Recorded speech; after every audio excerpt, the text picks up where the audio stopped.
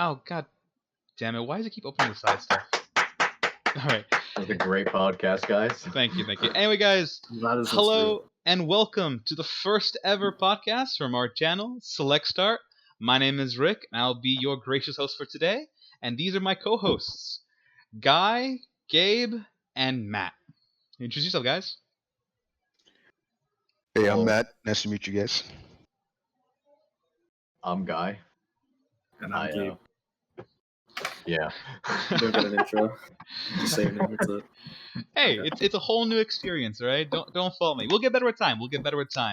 But for today's podcast, we'll be talking about the PS5 events and most of the games they released. Unfortunately, we are covering a lot of games, and I didn't have enough time to fit them all into the script. So we're just going to cover the big titles, and we're going to talk about what's to expected, what we saw, and what we want to see in the future for them. All right? Let's begin. Hey. Well, the first thing I want to talk about was the PS5 is including Grand Theft Auto 5 onto the console. And actually, they're letting it in for free for players who buy the PS5 and own PS Plus. So they're able to download GTA Online for free, and they have a really good marketing campaign where they are advertising that if you get the game, they'll give you 1 million GTA dollars every month until GTA 5 is released for it. Yeah. But what do you guys think about that? Does anyone actually play GTA 5 here? No. No. No. So I wanted to ask, personally- is it the same game?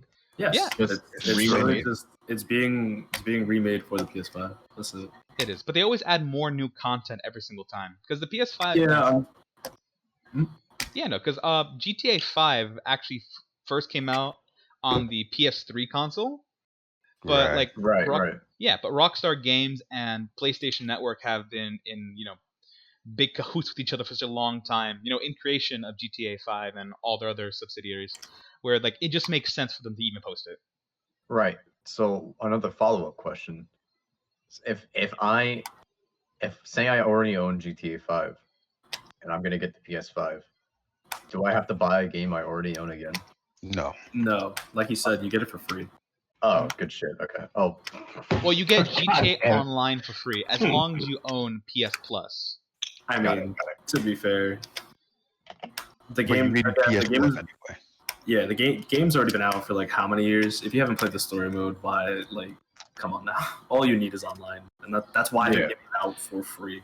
Yeah. Because people only play online mode. Yeah, they know if you play online, you're not going to be missing much in terms of what visually changes from the story, right? Because everything that would visually change from the story mode, you can experience or see from multiplayer. So they know that. That's why they're going to be giving you all the online for free. Okay, that makes sense. Now, Yeah. right? Plus, Alright. they give you Sounds good, incentive to even buy PS Plus because the 1 million in cash would just be really good for you in game. Yeah. Yeah, is it a lot? I mean, that was one thing that I was questioning, honestly. Right. How, That's how valuable is 1 million, right? Is it one of those games where a currency becomes inflated at endgame? I don't know, because also again you got to remember the game's been out for so long. This is the third console it's been on, which is crazy. Yeah. It's I pretty think nutty. I think I read this game specifically has been out for 8 years. Let me actually check. Oh, Has it actually my been gosh. 8 years? That's Oh, Yeah, that's that was insane. I But the think thing is, it's they been keep 7 or 8 updating years. you. They keep updating Yeah, you. obviously, yeah, right. Yeah, because it came Of out, course. 2013? yeah. Yeah. Sounds And about right. That's what I'm seeing. Yeah. Yeah, so 7, 8 years. Yep. Yeah. Yeah, But 7, 8 years. I think it's good because Wow. GTA 5 has a huge market. They have 130 Yeah. million copies sold already. It's one of the bigger titles for it. I mean, it's one of the biggest games in all of history. So Yeah. it's for not sure. surprising, and it's also not what's it called? It's not a bad idea. It's not something that they're going to lose money out on. I'm sure there's some Sure. people who will buy the PS5 just knowing that they'll get GTA 5 for free. It's ooh, game I already play a ton on a console that I was debating on getting, so I get it for free for just getting the console. Sure, I already have PS Plus. I was gonna get PS Plus. It's a no-brainer for some people, so it's not Right. Do you guys feel like there are other games that you'd want this sort of treatment for, hypothetically, right? Because they're giving this a lot of love, right? They're specifically porting it, right? hmm They're giving currency, so they're pushing it, right? And are there any other games on the PS4 that you would like to also have that sort of, hey, I if mean, you own this game, we're not done with it yet. We're gonna keep supporting it, and we're gonna give you currency for it. Is there any other game like that? I don't even know. Probably That's not. another thing about GTA is that at this point it's such a there's not many games like it, right? Right. It's Mhm. pretty tough to like compare it to anything else because the only other game that I could think of that's like anywhere similar in the sort of sense of like it's multiplayer based with currency that could help you out would be like Mhm. maybe Destiny or like Destiny 2 rather. Yeah, I was thinking Destiny. that too. The reason Right. I bring this game up is because like Pretty I've free. heard of rumors that GTA is gonna release their sixth game finally, like in 2021, but they're not confirmed rumors just yet. I don't know because Mm. GTA 5 doesn't come out for the PS4 until next year. Oh, I really? No, believe. no. GTA 5's already on the PS4. No, PS5 Oh, yeah. because it releases in April, I believe, in the early 2021. Oh, it's an Hold on. April release. Oh I wow. don't know April exactly, but it's supposed to be 2021. Hold on. All right. Let's move on to our next topic. The new Spider-Man game. The story of Miles Morales. Instant buy. What? Instant buy. Instant buy. Instant buy. What? Insta buy. I've already given them my credit card. All right. So just a little bit of background history for the Spider-Man games. The Spider-Man game got rebooted back in 2018 when Insomniac Games took over and remade the original Spider-Man with the typical Peter Parker that we know. In this Right. installment we've seen, this isn't that Peter Parker. It's going to be played by Miles Morales, an alternate world not Peter Parker, an alternate world Spider-Man that has different powers. Right. Yeah, I'm excited. But like on that same note, we know the story of Miles Morales most because of the the 2018 movie Into the Spider-Verse.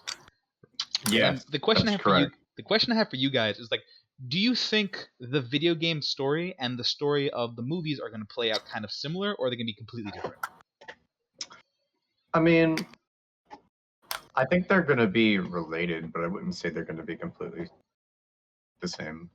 If you ask me. I mean, I could see it hitting the similar plot points, like Yeah, that's what I mean.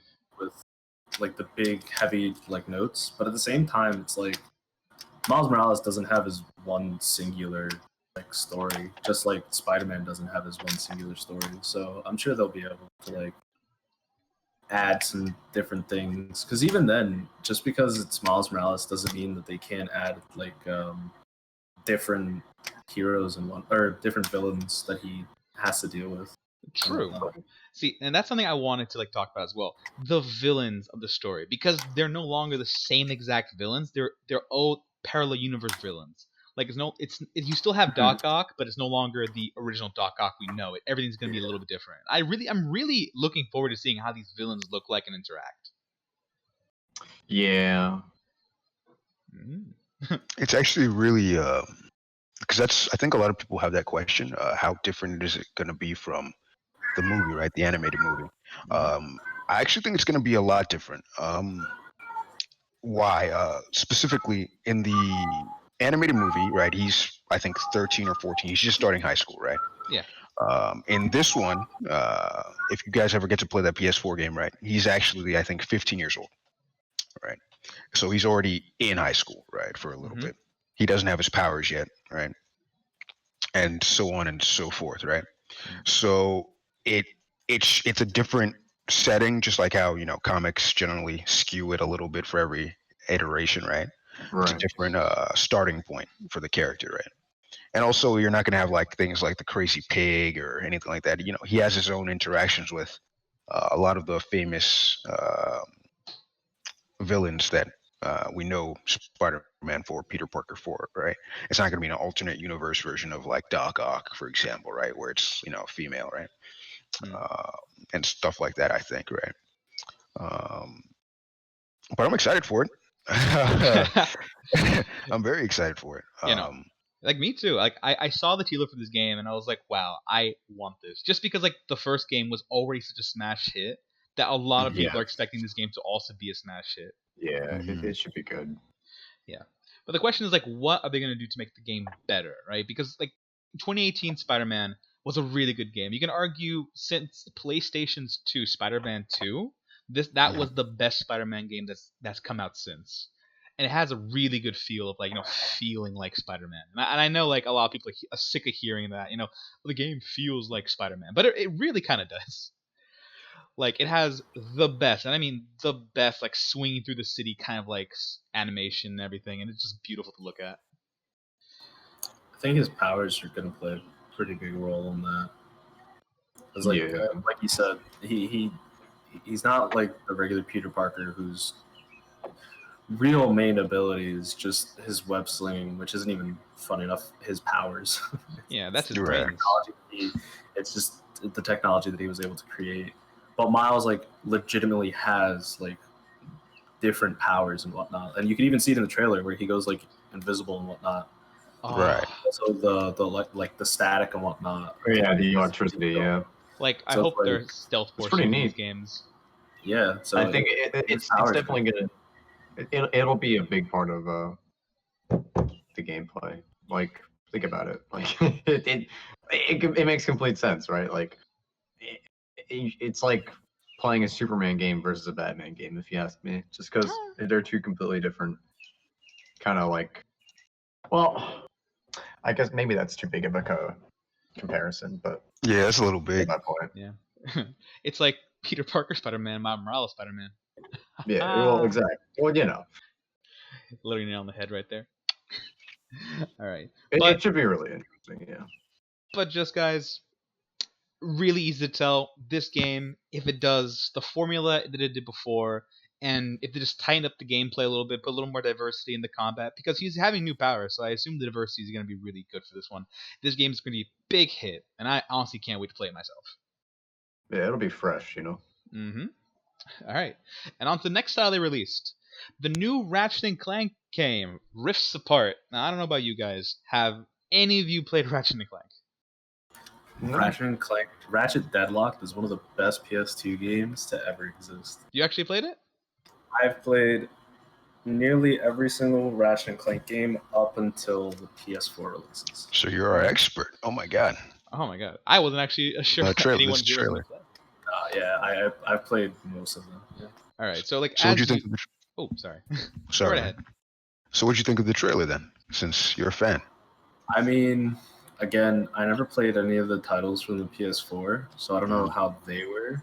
Mhm. But in general, it looked interesting because one of the big things about all the games is your arsenal, right? Because the whole point of the game is you get just a ton of different guns that all work differently for all the different sort of situations you could possibly get into.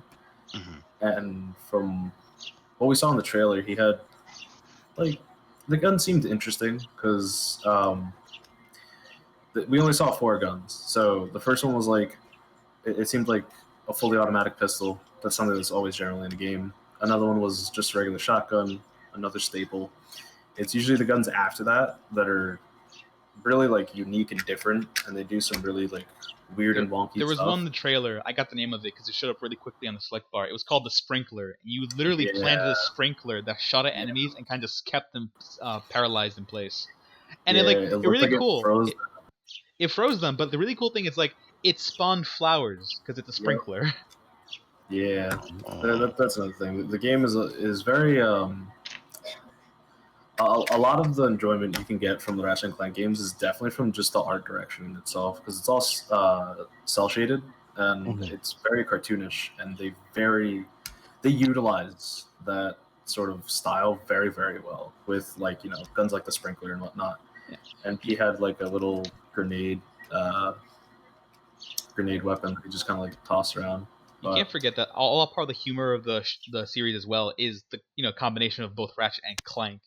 Clank being like a monotone robot that just makes like witty little remarks here and there, and Ratchet is just what animal is he again?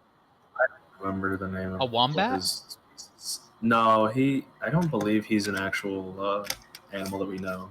He's an alien species. I know that. I think he's based off a wombat though. I think I read that I somewhere. believe that's true. Yeah. His species is based off of wombats, but it is also interesting that we get another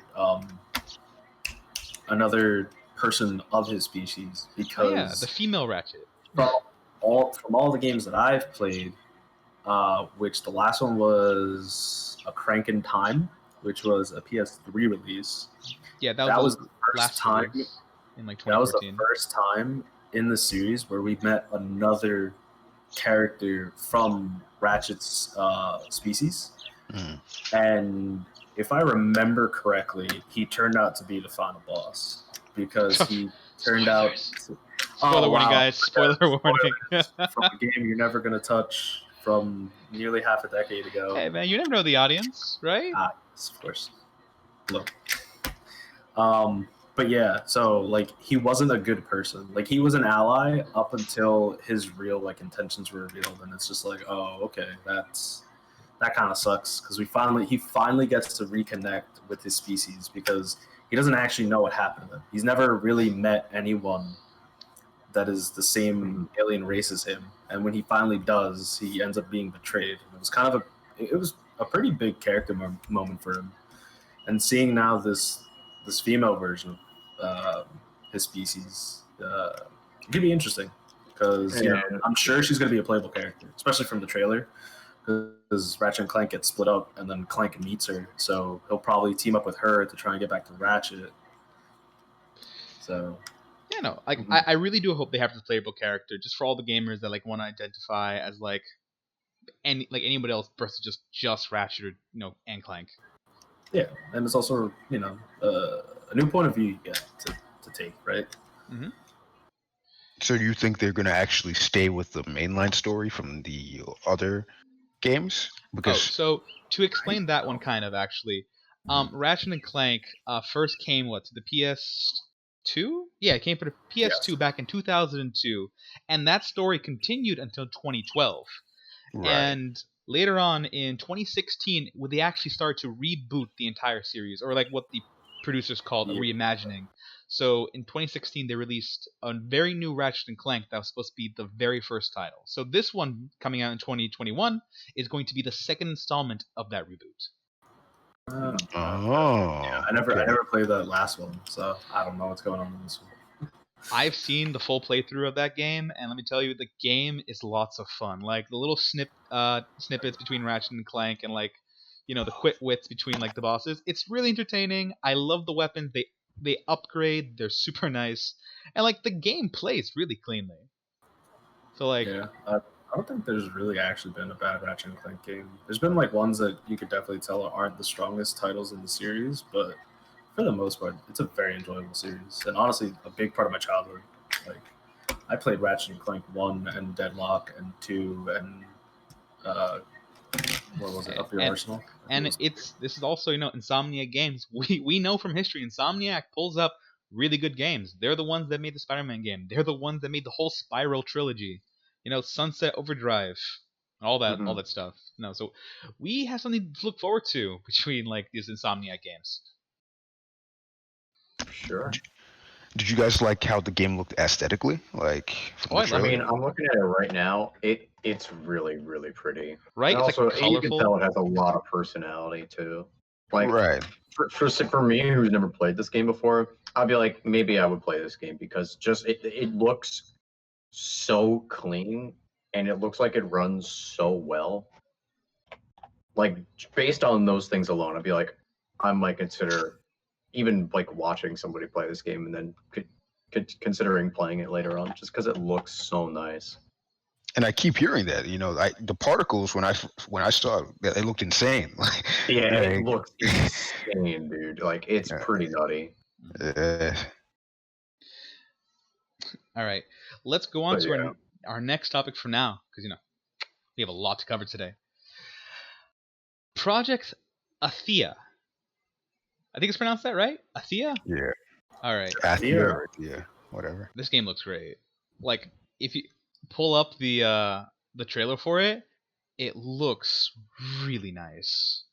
I'm looking at this Firewolf thing going on right now, and I'm like, mm, that was pretty tasty. So yeah, so like not much has been revealed about this game because this is a whole new title, so no one really knows about it. So all we have to look at is the commercial itself. So Right. I don't really have a clear understanding what the story is going to be, but it does give me reminiscence of like what's it called? Shadow of the Dark, Colossus.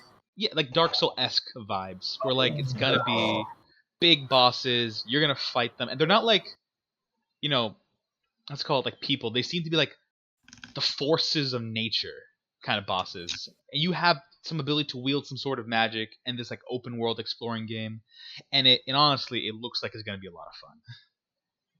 I just saw the dragon at the end of the trailer. Holy mother of pearl. That looked amazing. Like, right? Like I'm That telling you, looked it looks so like the good. bosses are gonna be the highlight of this game. I Yeah. actually am not very excited for this game. Oh, no. Yeah, I was gonna say I'm kind of on the fence for it, Right. honestly.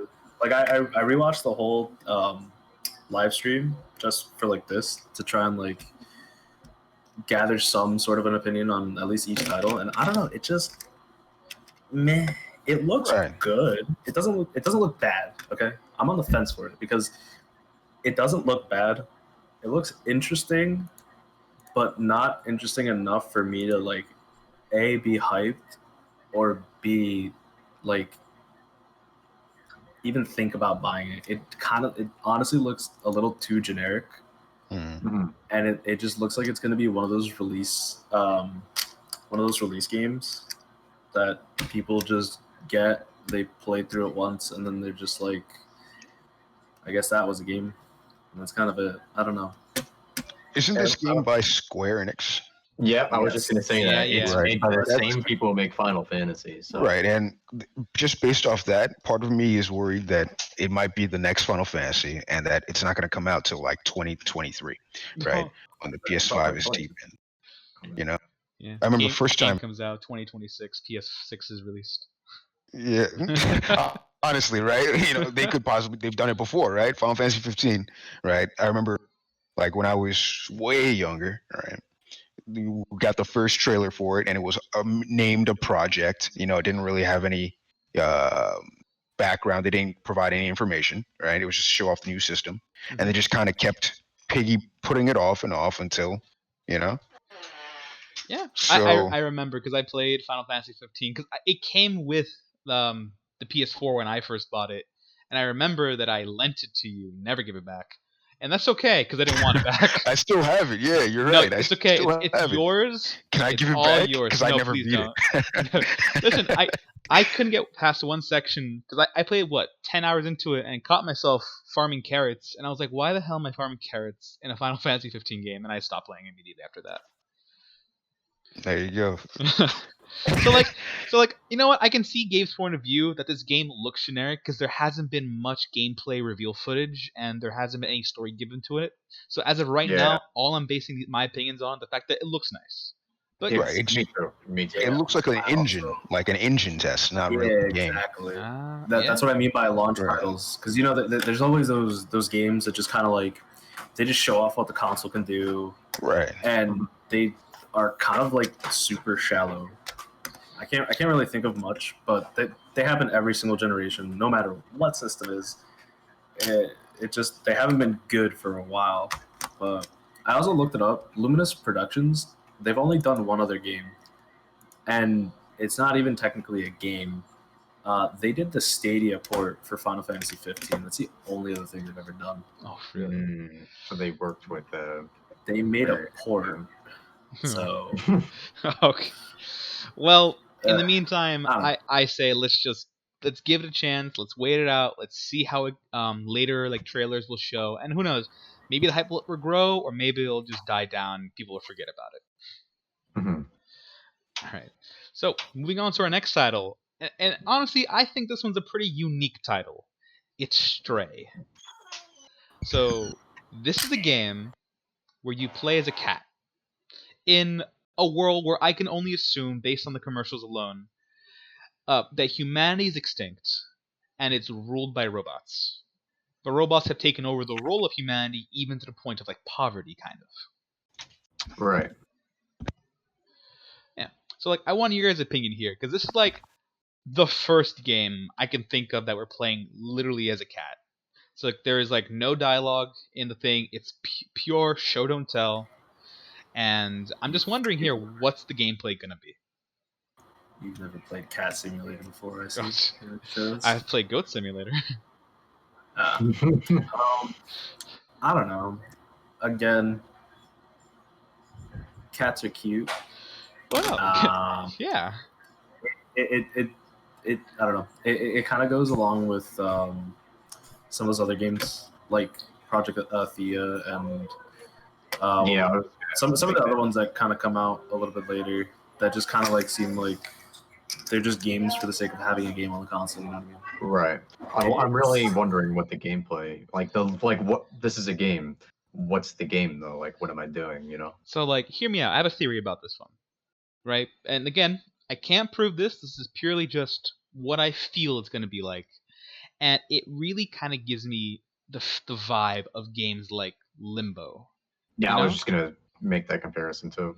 Maybe it's Yes. like a game like Limbo. So I think it's gonna be a puzzle game and like an adventure puzzle game where you're going through this whole like world of like robots and trying to find out how humans got extinct. Because as of the trailer shows, there seems to be no other like living animals or any biological creature uh, they show that's not this cat. Mhm. And even then, Right. they have signs being like "No cats allowed." So like you're wondering, like I'm really curious to see what this world is trying to build. Yeah. I mean, it looks unique. You can, like, I'll tell you that. Like, my goodness. I could definitely see it being like one of those cult following games where it doesn't do like market wise. It's not like a huge success, but people still love it for what it is, and it's still good. I don't think it'll be bad. Definitely does sound interesting. Yeah. Because again, like you said, it definitely will be more so puzzle adventure sort of deal. Mm-hmm. I'm just wondering how much we will learn from it. You know what I mean? Yeah, but like in the meantime, again, it's just a trailer, just showing off like the visuals and like just a bit of the animation. There's no story or gameplay just yet, so we have to give it some time and wait this one out as well.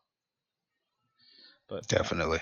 I hope it's a Mhm. good game personally because I want to play as a cat because they heckin' cute. Simple. It's the little things, you know. It's It the, man, it is little things, right? It's the little yeah, things that keep pushing you forward. yeah. All right. So moving on to our next topic, I want to talk about Returnal. Let's go. All right. Oh, someone's excited. This game looks fun. Like in this game, okay, so this is the first game that they showed off during the live stream that actually showed you like a pretty competent story of what your goal is. Right? So you are this woman who's I don't know if they mentioned the name or the name escapes me right now. Um, you're living like some sort of Groundhog Day event, but instead of your day repeating at the end of the day, whenever you die, you go back to like a certain save point, and your save point is you crash land your ship on an alien planet, fighting to survive, only to die. But the consequence for this game is that when you die, apparently you lose part of your memories and sanity. That could be, that could be more towards the story than the gameplay itself. But it's a really interesting concept, and not one we've seen done a lot in video games. Mhm. I think You know- also the game looks absolutely amazing. It's third person bullet hell with just With monsters. it looks really clean. Yeah, Oh, yeah. it gave me like It looks Destiny amazing. vibes when it came to combat, like things spawning, except the bullets were slower, so you can really see all the particle effects. So the game is like top notch when it comes to that. I actually really like that description. Third person bullet hell. That makes it sound much like that sounds like a cool selling point for a lot of people, I feel. I mean, yeah, bullet hells have always been very, very popular, especially in like Japan and whatnot, because you have the whole Toho series. Mm. But like Japan's bullet America hell hasn't games. really, like America hasn't really been too fond of them. So I think this would be a cool way to like get a lot of people into bullet hells, as well as just third-person bullet hell hasn't really like, to my knowledge, been a thing that people have tried. They're always like top-down shooters that are on a 2D plane, and now we're adding a third plane and a story that seems very, very interesting. Yeah, but I'm curious to find out like why she's living this like Groundhog Day event, and like Yeah, I want to know. even death how is it's not going. letting her die. I'm just like, I just want to know, you know? Yeah, I'm sure that'll be revealed in the game too. So Yeah, yeah, that looks really, really neat. To be honest, Yeah. it looks so clean too. My The goodness. monsters look so cool. Like the Yeah, they one, do. the one of the dude with like the hammer arm that like jumps in the air. He looks Yes. so cool. Yes. Yes. Like, it looks dude. super nice. The only thing I'm worried I'm about, so excited. the only thing I'm worried about is the game losing track of like its story, because like I've seen games that have released commercials and they look amazing, like this one, and then you get to playing the story and then you kind of get lost in like either menu options, or the story it kind of stops making sense like through like plot hole devices and everything, or like just the gameplay doesn't seem as much fun.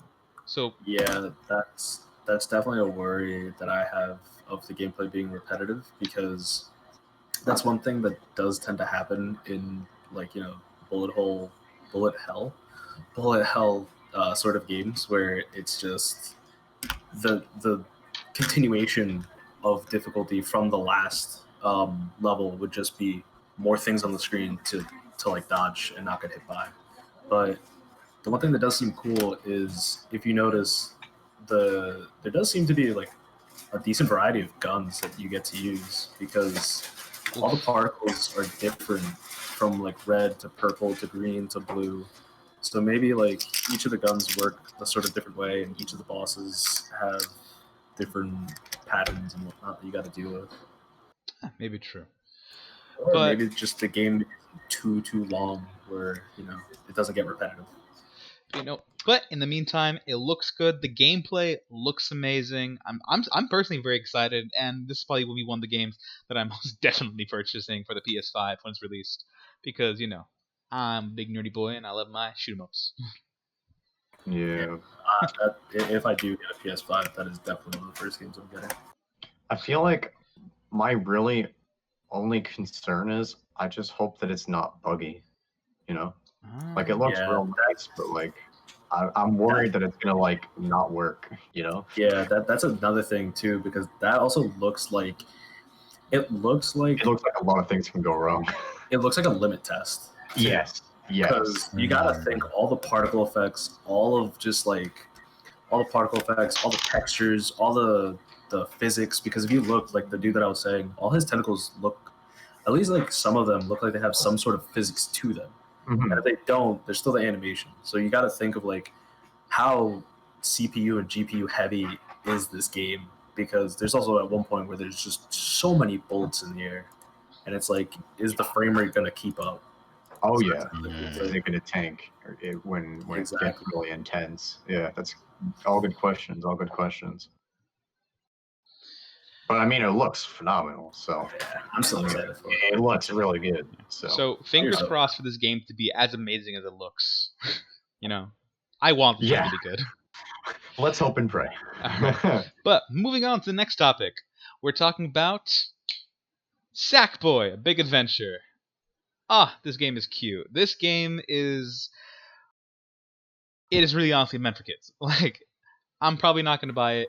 It's cute as hell, but it's made for a younger audience. Yeah, I mean, it's Little Big Planet. Little Big Planet. Well, it's hasn't Little Big really Planet. It's a that- spin-off of Little Big Planet. Sackboy finally Yeah. gets his own adventure, and honestly, it looks like a pretty decent like 3D platformer, like adventure game. Yeah, because isn't this the? Well, I haven't kept up with the plans. I've played 2, and there's been like 5 of them, I think. Is this the first 3D version of it? Yeah, this is Because like this is the first spin-off series of Little Big Planet that Sackboy is getting. Okay, so that's kind of cool. Like, keeping it fresh because again, there's a few Little Big Planet games already.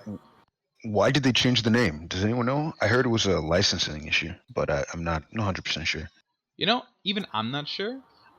I know Little Big Planet, like, I think the whole concept of the gameplay and story, if there was story to it, is a lot different than this one. Especially because this one is made to be like a really, really the multiplayer kind of game. Because you have customizable characters you can make based off like the Sackboy design, which is like I said, gonna intrigue like a lot of younger audiences. Mm-hmm. Yeah. It also looks like, oh my god, all these games look so freaking good, dude. Like, I mean, that's how they get you, right? They make you look good. You have to wait. it looks like a freaking movie. Like, I think it's It gonna be looks cute. cute. Like you it saw doesn't like look adorable. the little like dragon boss at the very end of the commercial. It was just so adorable. I was like, oh man. I honestly might. I mean, I might indulge, to be honest with you, just because I'm into like stupid stuff like that. I'm a sucker for all these cute games and stuff. So Hey, no shame. People love no Little Big shame, Planet, man. no People love shame. that series. Yeah, like it looks, Yeah, and all that. nice. Of all ages, not just kids. Yeah. Yeah, no, I'm just saying it appeals to a younger audience. I'm not saying that us within our early 20s would be like, yeah, this game's not for us. Rar. No, this game looks. It's for him. it's for Guy here. Yeah, really. All right. But honestly, I don't got much else to say about this game. It looks cute.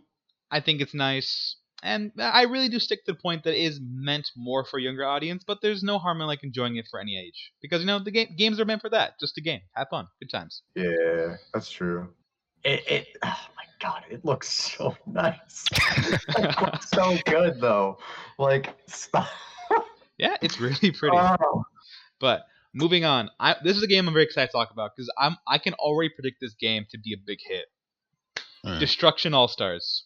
10 out of 10. Listen, I'll explain out to the audience watching this, please. I will explain this game in 3 simple words. Stupid, but fun. It's true. Okay, yeah. It's a combination of like Fortnite, Rocket League, and Demolition Derby all kind of slapped together, and you just like, boom. This was probably like the fourth best trailer of this event. Like straight up. It was Like, lots of fun. Like the soundtrack they add to the trailer and everything. so good. It made it so much fun because I saw this and I was like, oh, it has the Fortnite ability of like literally customizing your character because there are some really colorful characters like they show you in the For commercial. sure. They have Wait, you think those are customizable? I thought they were gonna be generic characters. no, they're customizable characters. Because Oh this my is a God. battle royale game. This is the game where you're gonna fight people. It's player versus player, car versus car, player versus car. This game is gonna be big. Like I can predict Yeah, people are a gonna go nuts whole for this bunch of game, dude. streamers taking this game to like competitive levels. So Mhm. wait, it's confirmed that it's all the characters are customizable in this? Well, based on like the amount of characters they show you, that there's no way this isn't customizable because they're all wearing different things. Like, I Well, could be wrong here too. Because like it reminded me of like SSX Tricky, right? PS2, right? Where it had like a cast of 10 plus characters who were all super diverse, for example. Right. I didn't really get the impression that it was a customized game. You get what I mean? True. Mhm. I don't know. Like some of the designs, like to be completely fair, are very like kind of wonky. Like there's a guy there with like a cardboard box head, another person there. Mhm. They're all really flamboyant. And the only other time I saw characters this flamboyant was from Fortnite. So that's why it made me assume that Makes it's sense. gonna be customizable. And like I really like the car combat and the car upgrades. Like there's that one scene where this chick just puts out a blade in the middle of her car and slices the Yeah. car in Mhm. half, and I'm just Yeah, like, yeah. oh my god. This is gonna be a huge game. Like like what you said with like streamers and stuff. That's so true, dude. Like people are gonna be playing this all over Twitch, my dude. Like this is gonna be big. Like you can just tell. Like Yeah. it like it's Rocket League, but it's also PvP, Demolition Derby. and it looks like Fortnite. Um, It's gonna be big. Like, Yeah, it Is the looks game awesome. Huh? it Is looks it- great. It looks great. Like I say that about all the games, but again, it looks good. I mean, But Matt, what were you clearly the saying? PS5 has got a crazy GPU. So Is it actually supposed to be Multiplayer? like Rocket League, where you have a team purpose to score goals, or is Well, it? no, Oh, I'm I not don't saying know. like Rocket League's goal. I'm saying like a Rocket League mesh where like you are able to like control cars and have power ups and Mhm. boost the cars, and it has a very similar like aesthetic when you speed up. So like it's like gave me the same vibes, but like I'm saying, I'm just making some simple comparisons Mm. because I don't know what it's gonna be. It could be team based. It could be battle royale mode. I'm not sure if the game itself is gonna have a story other than you pay to play multiplayer missions. So Sounds I'm like about right. sure it looks more so it's just fully based off like team deathmatch and stuff. yeah. Mhm. So I have personally high expectations for this game. We're all gonna play it together later on. I'm making you all buy it, and I already know who I'm gonna play as. all right. I'm taking the one with cat. So do I. I'm gonna play as the guy with the cardboard box, obviously. I think what it is there's base models for each character, but they have different skins. Mhm. Because Okay. I think the dude with the tiger mask is the same character as the one with the cardboard box. Mhm. Because You think if so? you watch Let the me look at trailer, it again. Let me look at I it don't know. again. 'Cause the running animation looks fairly similar, as well as the character model. I Right. don't know. Maybe there's some character. Who knows? We'll figure out when the game comes out. But in the meantime, high expectations, big predictions, and please, developers, make this good. All right, but going on to our next title here, a game which I honestly myself am kind of back and forth about because it's unique looking, but I'm also a little worried. It's Kenna Bridge of Spirits. This game looks cute.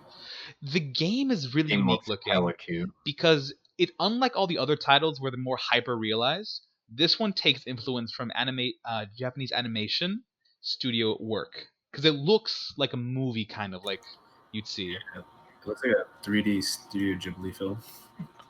Do we know if this is gonna be an RPG or not? I think it it's looks gonna like be an one, RPG. so- Yeah, I think I'm definitely gonna play this game. To be honest with you.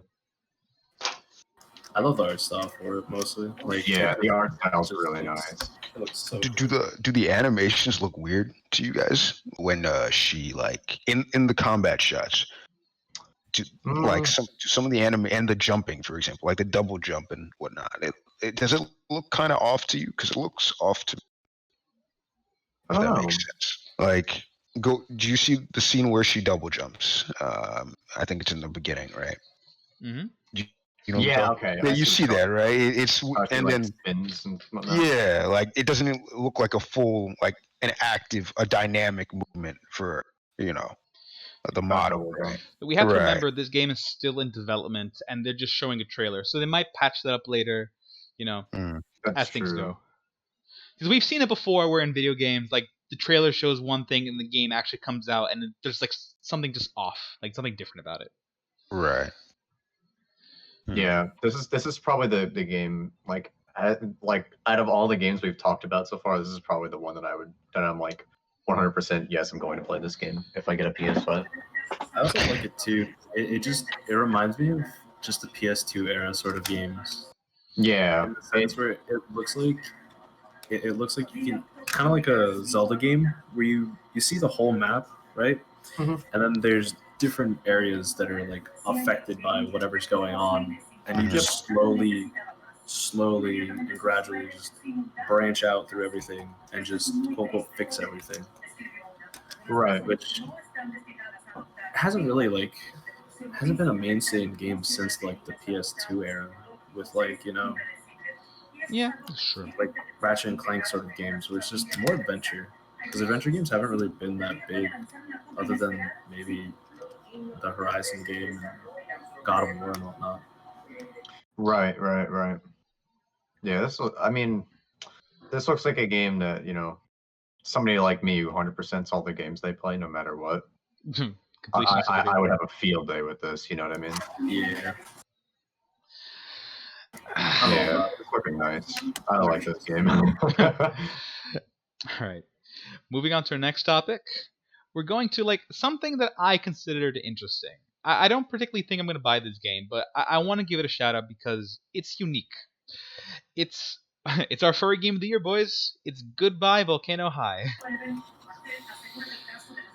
How do we feel, boys? How do we feel? Listen, This is I've seen games like this, like where you play as an anthropomorphic animal, and these games seem to be heavy story influenced, and it looks like it's going to tackle some like really heavy themes because these kind of cutesy games, or like I'm going to quote it cutesy, usually tend to like I said, tackle heavy themes and just be heavy story based. Where like you'll have some gameplay, but it most likely is going to be you moving from location to location and interacting with different things. Right. There was a There you go. what was that game with came out a few years ago about a story driven girl with blue hair? Anyone help me out? Oh, the one by Square Enix. No, Dream? Life is Strange. Yeah. Oh, Life is yeah. Strange. Yeah, Square Enix did that. They could just it feels like that, right? You know what you were saying, story driven, right? Yeah, Yeah, because this looks like a visual novel. To be the honest. it's reason a I say VN, right? yeah, but the reason I say that is because like watching the commercial, I didn't think I was watching a commercial for a video game. I thought I was watching a commercial for like Yeah. a new TV series. I was like, oh shit, this Yeah, is me heavy. too. I could see why you would think that for sure. Yeah. Yeah, and I think like it's pretty. Like for what it it's looks worth, fine. It looks it good. looks For what pretty. it is, it looks good. I mean, I'm not against the art style or the idea of going with anthropomorphic animals. Mhm. My issue with a lot of these visual novel-esque games is they tend to, like you said, like Rick said, they tackle heavy situations and like very, very heavy stuff. Like not stuff a lot of people have to deal with, and a lot of stuff that people don't generally want to talk about because they are very serious and you know they can ruin lives and they're very traumatic. But sometimes these games they try to tackle them and they don't do it appropriately, to say the least. And sometimes honestly, too very often they sort of ham-fist it in to have it in there, to have characters go through traumatic things, and it's just honestly it gets very awkward with a lot of them where they don't handle it very, very well. Like Life is Strange, I don't remember the exact context of it, but there was some stuff in Life is Strange that kind of like rubbed me the wrong way because of the way that they kind of like they talked about it a little bit and they just like brushed it under the rug. And there's one character that she has a very like serious storyline to her, and in the end, depending on your choices, you can like legitimately save her life or not. Right. And Right. I don't know. I didn't appreciate the way they did it. It's a very difficult topic to cover, and sometimes studios don't do it. Like they don't do the situations justice, to say the least. Yeah, And I'm no. hoping this one doesn't fall prey to that. You know what I mean? You know what? That's a real Yeah, concern yeah. because like I can see that happening where they don't tackle like a serious topic realistically enough or do it in a way that causes the audience to be uncomfortable. But you can also argue Yeah. that that's kind of the point, to make them uncomfortable. It's not an issue of making you uncomfortable. It's an issue of like having the characters not. I don't want to say not respond realistically because technically there's no such thing as like a realistic response because any response is nearly realistic, right? But it's just like characters sometimes they just do things. Like I know the one game I thought you were gonna bring up Matt was called Night in the Woods. Oh yeah, Oh. I've seen that playthrough. Yeah, Nine to one, yeah. I don't like that game a lot. That game has very many issues. A lot of the characters are very ham-fisted, including their opinions and reactions. Feel like a lot of times characters just feel disingenuous, and some of their responses come out of left field. And it's a very difficult thing because you have to really treat these characters like a real person, and you have to maintain that sort of like personality that Right. you give them. Yeah. You can't just have can't just have someone who's all against any sort of death, and then out of nowhere they're just like, yeah, no, let's execute this person. Yep. Like sometimes that'll happen, and that's the main issue with some of these games that I have noticed. And I Poor think this- writing. Yeah, It's, it it's, comes down it's to bad poor writing. Yeah, Yeah. because most of what the game is its writing, because there isn't Right. much in terms of gameplay. Because there isn't much gameplay, exactly. It's like a visual novel. That's So why if there's bad writing, it makes it exactly. internal back. Yeah. That's why I'm skeptical for it. Right. But can't really make an opinion since we don't know. But all we can do is hold out hope. True. All right. So I'm gonna stop us right there. I think we're getting a little too serious on this one topic. Let's move on to the next one. Uh, this game made me a little uncomfortable. Oddworld Soulstorm. Do you guys see Okay. the trailer for it? Odd. Alright. It was cool. Like the game looked cool, but I couldn't help but like the entire time just feel a little bit uncomfortable watching the gameplay because of how gruesome the game actually is. And usually, huh? Have you ever played Oddworld games? No, I haven't actually. Yeah, I think this is the fourth or fifth title in the series. Ooh, fourth and fifth. Fourth or fifth. No, like I've never played an Oddworld game, so this is my first time looking at it. So Mhm. like just from like looking at the commercial itself, I saw that it's clearly like an action platformer that has survival aspects to it. Because like the way the trailer is portrayed, you are whatever race you are in this game. I couldn't tell you for the life of me. I forget what they call it. And it is heavily implemented in my mind that you the character you were was a slave at some point just by like the stitchings on your mouth like to another race. You are correct. Yeah, so just it's your Yeah. goal responsibility slash destiny to like save your race, so you go out on an adventure to like again this is like what I get from the commercial, to like collect your people and escape.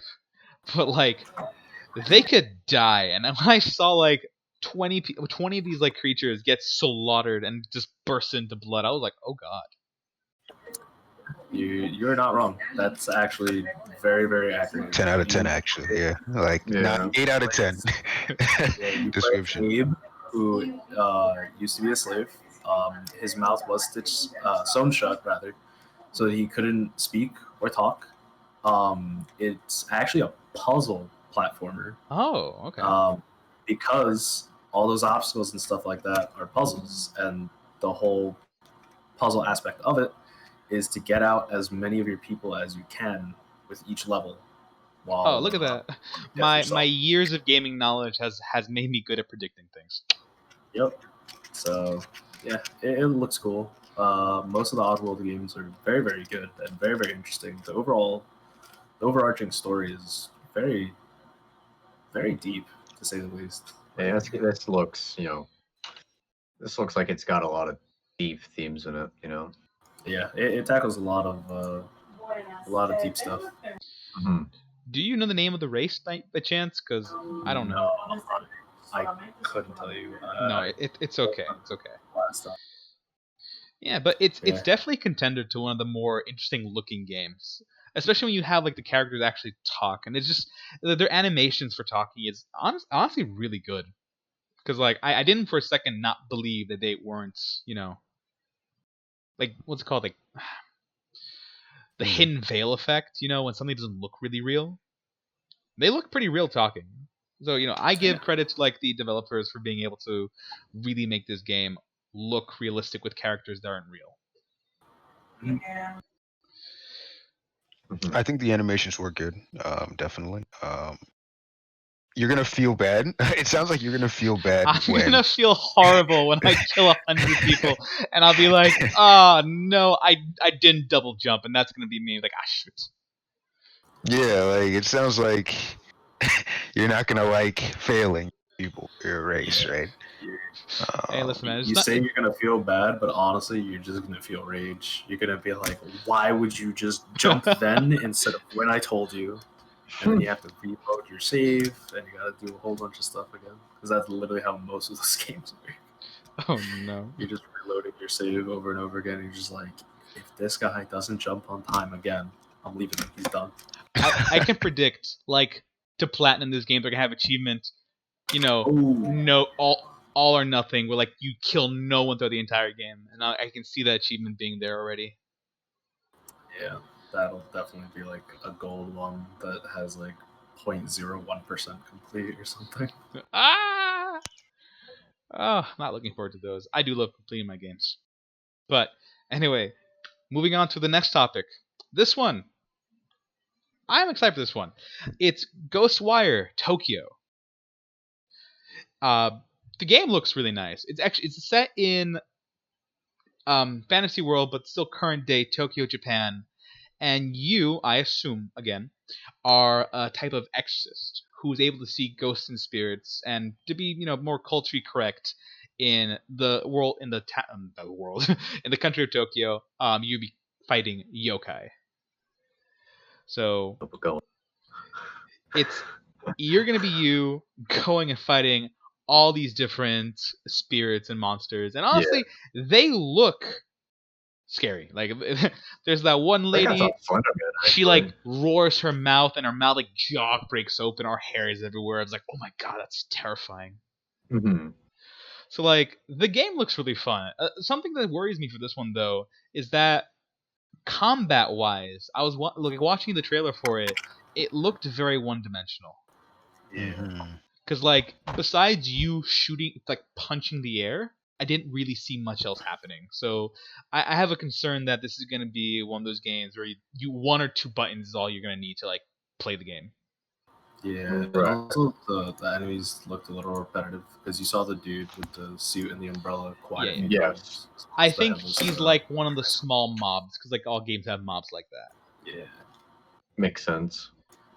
I don't know. I'm excited for it. I believe this was one of the games that was teased last year at E3.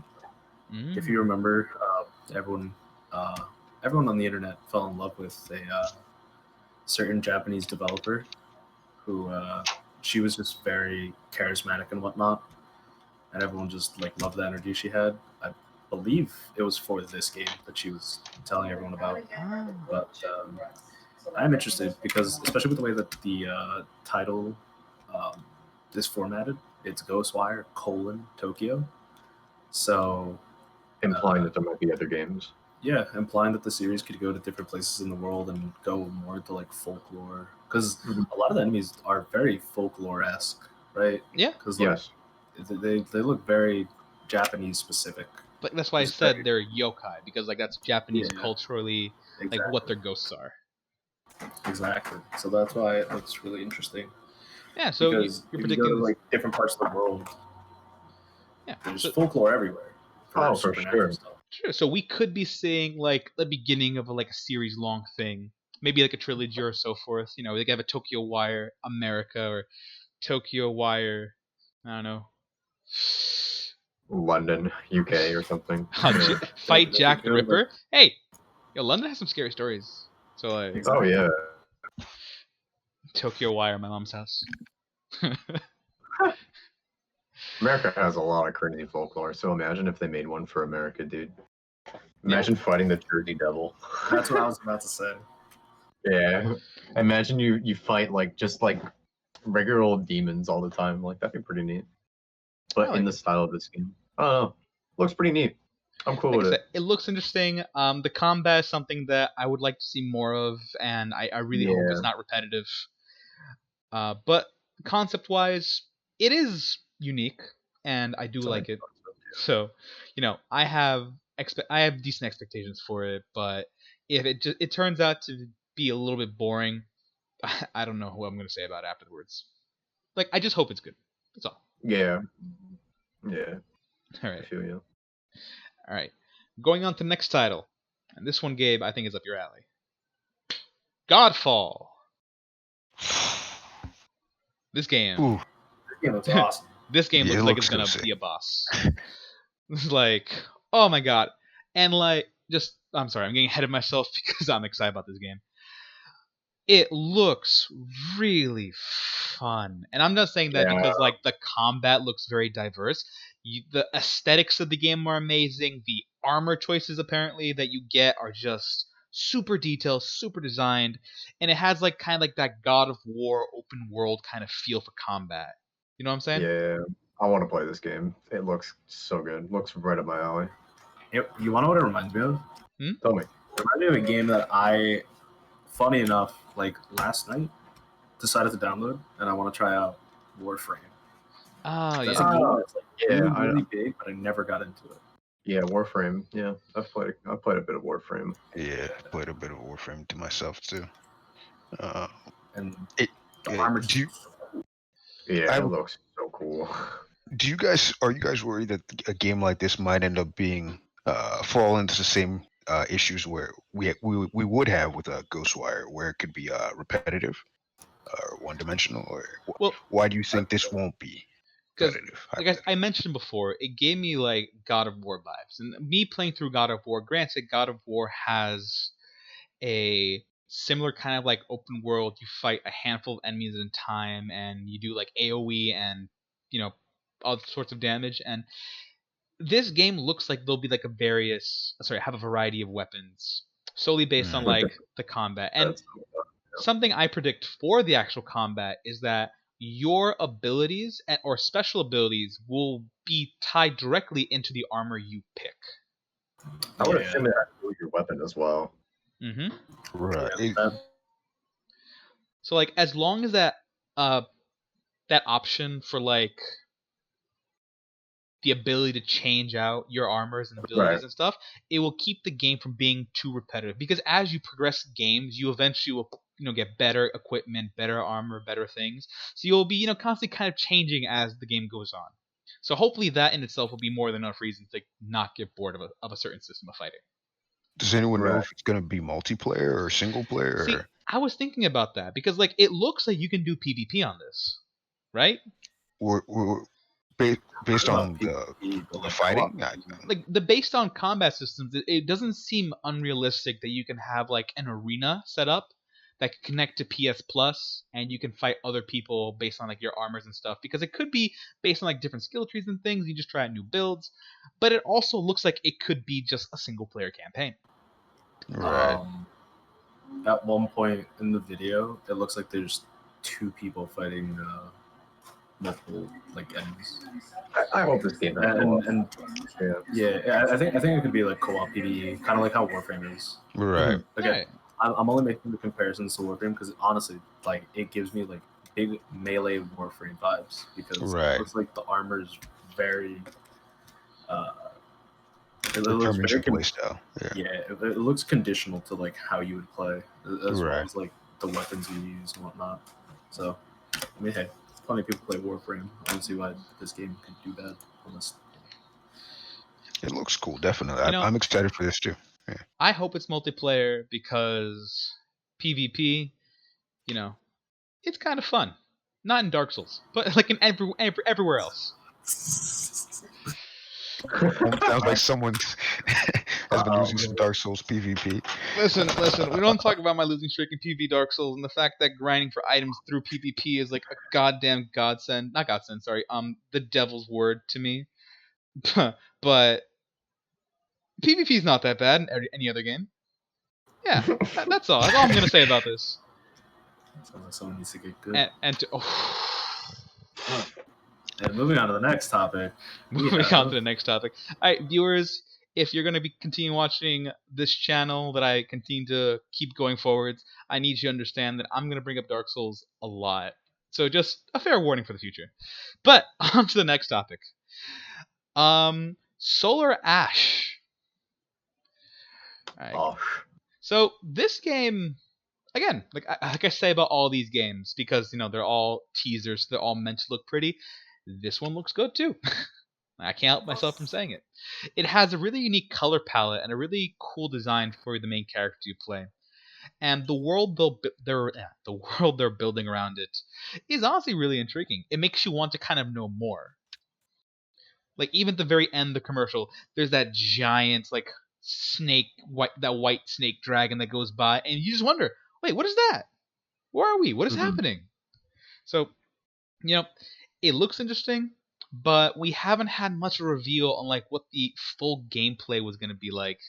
Just more of like a taste of the world itself.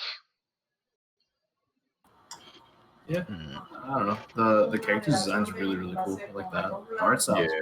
very intriguing. It's not completely unique. It reminds me of it kind of gives me a little bit of if you guys remember from the PS3 Journey. Yes. Yeah. That's Right. that's what it, Mhm.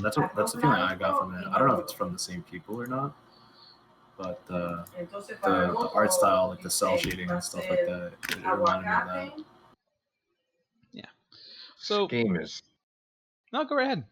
really neat, though. I mean, it's like neon fever dream. That's what I'm saying. The color looks really nice. Like that's why like it immediately kind of brings you in because of just the color palette choices. Like, oh, we don't see many worlds that are very vibrant and bright. We have like a handful of them. They're always like cutesy games, or they're titles Mhm. that are meant to be a little more fast paced. This one kind of gives me the vibes of what's that one game that came out I think last year. It's kind of like the one where you progress an area, but you die, but you get the chance to redo it. And you can do that as many times. I always forget the name of the title. Mm. I mean, I looked up the developers. They're the same people that did Fury, which was a uh, pretty well received game from the PS4. Yeah, I believe it was free with PS Plus at one point. They also made Dead Cells, which is a game Oh, I that's actually the love. one, Dead Cell. That's what I was gonna say. Reminds me of Dead Cells. I figured as much, but I couldn't tell how vague your example was. Yes, But yes, you know me. I'm a very detail-oriented person, and my examples are just the best in the world. but yeah, no, Dead Cells is an absolutely amazing game. I love that game. I'm trying to learn how to speedrun it, but oh yeah, no, this developer company they made some pretty good games. They also made Celeste, Enter the Gungeon, Hollow Real? Knight. Oh, they Oh. made It no, looks no, like no, no. Hollow Knight. Yep. They Yep. made I a see. lot of good title They games. made a lot of good titles. Celeste, Yeah, Hollow Knight, Yeah. Into the this Gungeon. It's the game. same Yeah. artist. This game is I gonna am. be fun. Like if I wasn't That is already true. like Yeah, kind of looking forward to it, I'm like, oh my god, they made this game. This is gonna be a I'm good game now. suddenly Suddenly, more interested. same. Hey, and that's what it gets you. If a good Yeah. developer makes a good game or a series or franchise, and they make another game, then you're just automatically more inclined to be like, maybe. Yeah, I wasn't too keen on the little teaser we got. I wasn't disappointed by it, but it was just kind of like, okay, that exists. But now I'm definitely interested. All right, but I think that really covers up everything we can talk about this topic. Like I said, besides the commercial didn't really show much combat, it Yeah. just kind of showed the world. So moving on to the next one, and this one, big title name. I know you all know it. Hitman. They're releasing There it is. Hitman 3. All I'm right. excited. There it is. There it is, boys. Hitman 3. We made it. we Boys, made it. We got We him. made All right. So some things do bring up the concern because of Hitman series, and it's like, what are you gonna get when you buy the base game? Because when I was researching Hitman as a franchise, Hitman 2, which was critically acclaimed as the most successful and best Hitman game, a lot of people who bought the game were complaining that they paid full price for half the game, and the other half the game was locked behind DLCs. So there's already like a small like uncertainty Oh. for the audience base that this game is going to be kind of similar, where they're going to release a good portion of the game, but they won't give you everything unless you pay more for it. So Mhm. what are your thoughts on that one? I think that's generally a great cause for concern with any game, for that matter. Like I know for the there's a Star Wars game that came out rather frequently ago, and Battlefront? like yeah, and you just couldn't really do anything. Yeah, it was like, and if you Yeah. wanted to play like certain game modes, it was like I think it was like arcade mode, right? And like it just is like okay, it was just like a mobile game, and like locked you No, out after yeah. playing a while. It's not that it locked you out, or no, it did. Yeah, you're right. Also, it capped how many credits you could get yeah, within exactly, a certain time frame. which forces you to cough up. Yeah, Yeah, Yeah. and also people That's like a good calculated how call. much time you would have to invest as opposed to money just to play a character like Darth Vader. Right. Yeah. So it But definitely that's calls for concern.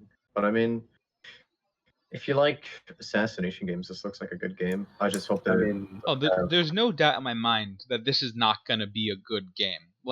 yeah, Like Hitman 2 was a really good game, and not because like the story, it's because the gameplay was so Exactly. versatile that you could have Yeah. literally threw a fish at your target and it would have died, and you could have laughed yeah. throwing the fish from 1,000 miles away. And you know what? You could have done that. Yeah. So like, They really cleaned up the gameplay from 1 to 2. Like they found the success, like the formula for their success definitely from 1 to 2. yeah. So I like 100%. I'm expecting like for 3 they really tighten up that formula and even give you more options. You know, because Yeah. that's what they're gonna do most likely. Because like you I already have mean, like an award-winning formula, can't really mess it up. yeah, exactly. They already know what to do, right? So all they have We to do hope. is do it. Let's just hope that it's just not half the game is behind a paywall, I suppose.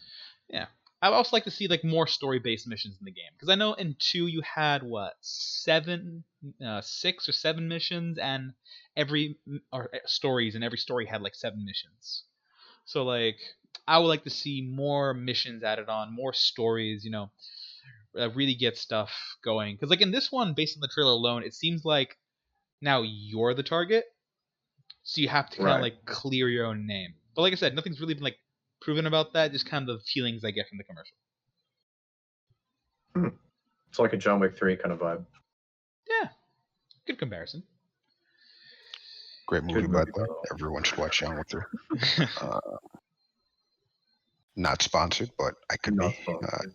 John Wick 3. Not sponsored, but could be. All right. So let's move on to the next topic for now. Astro's Playroom. It's another platform game making its way to the PS5. This one, though, features tiny little robots as they traverse and explore different areas and worlds. Another game that is also heckin' cute. Ah. Boo-doo-doo. So, what do you guys think about it?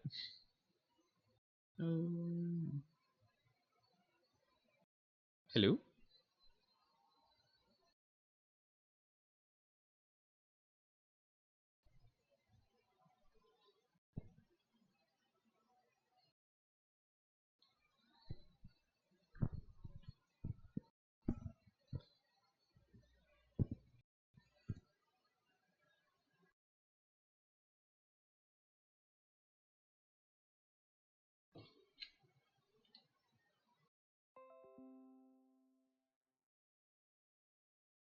Uh, guys? Guys?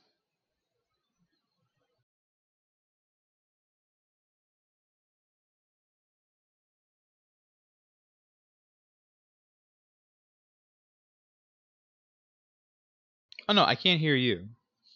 Sorry, folks. Technical difficulties as of right now. I seem to lose talking. I'm just gonna restart the call real quick. hello. Oh, okay, here we are. Here we Hello. are. Yeah, no, sorry. There we go. Sorry, viewers. Technical difficulties. I don't know what happened. I just kind of lost the ability to hear my co-hosts. So Anyway. the last thing I got from you guys was that I explained what the game was, and I was asking your opinion. And from there, it cut off. Yeah. I don't know. The first one, I believe this is a sequel, fairly certain, because these things were a part of the PS4's release back with the whole gamepad and the gyroscopic motion sensor. It looks pretty cool. bad. I mean, It's it's nothing cutesy. nothing crazy. It's nothing groundbreaking. It's just like looks like Super Mario but with some extra elements and also robots. You know, they remind me of the little robots. They remind me of the Rayman rabbits, just from like their randomness. They're like full of energy and they make that noise, kind of thing. Mm-hmm. So like, Yeah, it looks pretty cool. yeah. I wouldn't play it, but I can respect it. Isn't a game that It's a launch game. It's definitely Yeah. like the most launch game they could Yeah. have. It looks like launch made. fodder. Yeah, but who Yeah, knows? We it's might get launch more fodder. titles of it in the future. But in the meantime, it just looks like a cutesy game, and there's not much to say about it as of right now. Yeah. Alright. So going on to the next topic as well. Little Devil Inside. This Now one, this. this game. is a good game. Oh, a prediction for a good game, because I can't say for guarantees it's gonna be a good game. But it looks really good. Like, doesn't it give you kind of like Legend of Zelda Wind Waker kind of like aesthetic to it for the characters? Yeah, Yes. actually. Cell Bro. shading is so good. Okay, the trailer is like top tier for this game. Right? We can all agree. We all Yeah. think the trailer is It's a a long Heck, trailer. masterpiece. It's show don't tell. There's no dialogue, and Yeah, it has a really good parallel between this which I assuming is the main character you play going on his adventure versus what again I assume is like your Everything. boss just chilling at home. Everything. Yeah, It's actually, you're right. it's great. Like from all the different monsters you see to like the worlds you explore. Like I'm really curious to see what the overall goal of the game is going to be. it looks like he collects, these monsters, right? Sort of Yeah, like it a looks like you're collecting trophies. monster hunter type of deal, right? Yeah, But it seems, I don't know. It has like this charm just because of the art style. it's Mhm. really Maybe it's unique. the trailer. I want to bring out because again, it's these characters that are very like Wind Waker esque in a very hyper realistic world. Because if you look at the world, it's very detailed. So it's a really Yeah. nice contrast between the two. So Even with that, they don't look out of place, which I think is No. the best part. Right. The blend between the two is really nice. I'll tell you what, this game looks rigid, but all the movements are so smooth. You know what I mean? Exactly. Yeah, It's it's box so polygons. It makes fluid. it's so fluid, but it's also so rigid, and it's a nice.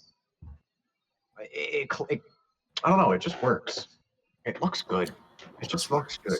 It works. It just works. It This just is works. definitely one of the best trailers, and definitely one of the most interesting games. And it Yeah, looks unique too. clearly. It's not a sequel. Clearly. Yeah, No. no. It's like I can see this becoming a really big like PS5 exclusive hit. It's Mhm. one of the things other consoles are gonna want to get, but again, on the PS5 exclusives, we do love our Right. single story campaigns. Yeah. I mean, you're right. Hmm. I wouldn't be surprised. Yeah. Yeah. So as of right now, 10 out of 10. It's on my shopping list of things coming out. Yeah. Okay. All right. So I'm gonna rush to the next title because I want no introduction here. Drum roll. We are getting a remake of Demon's Souls, boys and girls. What? Demon's Souls, a game from the From Software that's being remade by Bluepoint Games, of all people, which are known to make critically acclaimed remakes. So I am looking forward to this 1,000,000%, 100 out of 10, totally not biased for these kind of games at all. I mean, the first 10 seconds of the trailer looks like a Blizzard cinema. Yeah? It looks it looks like a movie. Like it holy cow, dude. Listen, I'm telling you. So, dear viewers, as I mentioned before, I will be talking on this channel a lot about Dark Souls, and I have a particular bias towards the games, considering the fact that I have platinumed every single game from the From Software So I've literally dug in hundreds of hours per individual title, and the only game from the From Software I have never played was Demon Souls because it was their first installment in 2009, and it was considered technically off franchise. So this being remade to its 2021 modern era looks amazing, and comparing it between the 2009 graphics to today's, they are just so much cleaner. Oh yeah, I want to play this game for sure. What's a Demon Souls? Ah. I don't know. It's Why a do you- reboot. It's I mean, I it's a think good I think I've never everyone got into. I think what this game is about is gonna get it right. We know who this game is for, right? We know the it's game. gonna The be game is for Rick. Everyone The who game knows is they for me. want it is gonna get it. yeah, everyone knows. You know, there's nothing needs to be said, right? Yeah. I I'm do sure want to bring up they'll- some stuff though for this game, and it's going to be like what the remake has to offer because we have received a lot of good games from the From Software between Dark Souls trilogy to Sekiro to Bloodborne. So Demon Souls being technically the first game of the franchise, it holds the roots of all their mechanics, but as well doesn't because as every game progresses, the core mechanics kind of change. Even the difference between Dark Souls 1 and Dark Souls 3, the gameplay is significantly different. So the question is, when they bring Demon Souls remastered or reimagined into the 2021 era, I'm curious to wonder which core mechanics they're going to keep from the game. Because there are a lot of stuff that I would love to see change, but there's also a lot of things I don't want changed. So you're saying you think that from the 2008 version to the 2009 version, I'm sorry, Mm-hmm. versus the 2021 version, you think that there's going to be differences? Of course, because it's not a remaster; it's a reimagining. It's a So reimagining. as a Okay. reimagining goes, they do change core mechanics, like because the story Interesting. changes and they have to change certain character backstories and they have to change things to make sense. Because one of the biggest issues from Demon Souls that I know of was the healing mechanic. As you play Dark Souls, you get your big glass of Sunny D, your Estus flask. And that was one of the biggest revolutionary changes to the series. And it gave the player the ability to have refillable healing, but as well a limited amount of use. So now you had to time your healing in order to progress combat or to progress, going through an area. In Demon Souls, though, you don't have the Estus flask. That wasn't created then. You have something called this type of grass, which you can technically store unlimited quantities of, but you would be able to collect different types of grasses, and every different type of grass would heal you for different amounts, and bigger healing grasses would be rarer. So that's a mechanic I would like to see changed in Demon Souls because it wasn't a good mechanic in the first place. Mm-hmm. As well as some of the boss fights, because granted, 2009 boss fights from Demon Souls do not compare to the boss fights, let's say, in Sekiro or Bloodborne, where they're just more fast paced. There's more adrenaline. They're much harder. And a lot of the boss fights from Demon Souls, if you look back at them today, aren't as threatening. Okay. So, like I'm saying, it's going to be a big reimagining of like a lot of the series. So it's something to really look forward to, especially for me, who I'm in love with the series. But also something to be a little bit wary and skeptical about to see if the changes they make to it are gonna be the right changes. And Yeah. I couldn't really tell you what the right changes are until I personally played the All right. Well, cool. game.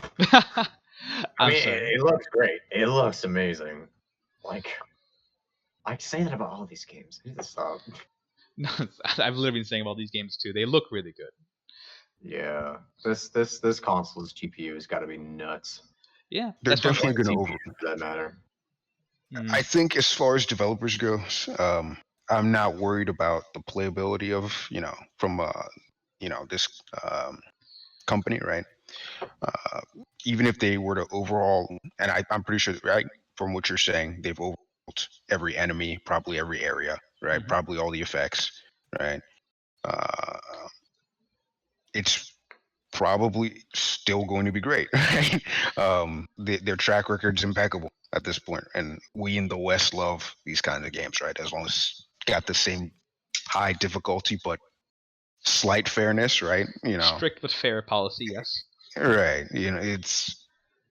It's gonna be an instant sell. It's gonna make so much money. Yeah. And for all my Dark Souls lovers out there, please leave a comment in the section telling me which is your favorite game. Just for myself, I'll make a poll for you guys. Comment all you like. All right. But that's all we had to say about the remake of the Demon Souls. Actually, in my notes I have right here next to me, I didn't write notes for Demon Souls. I just kind of knew what to say. I love I don't this. blame you. I love this franchise. I really do. All right. Lots of Demon Souls. Gabe, why do you hurt me so? All right. Moving on to the next topic.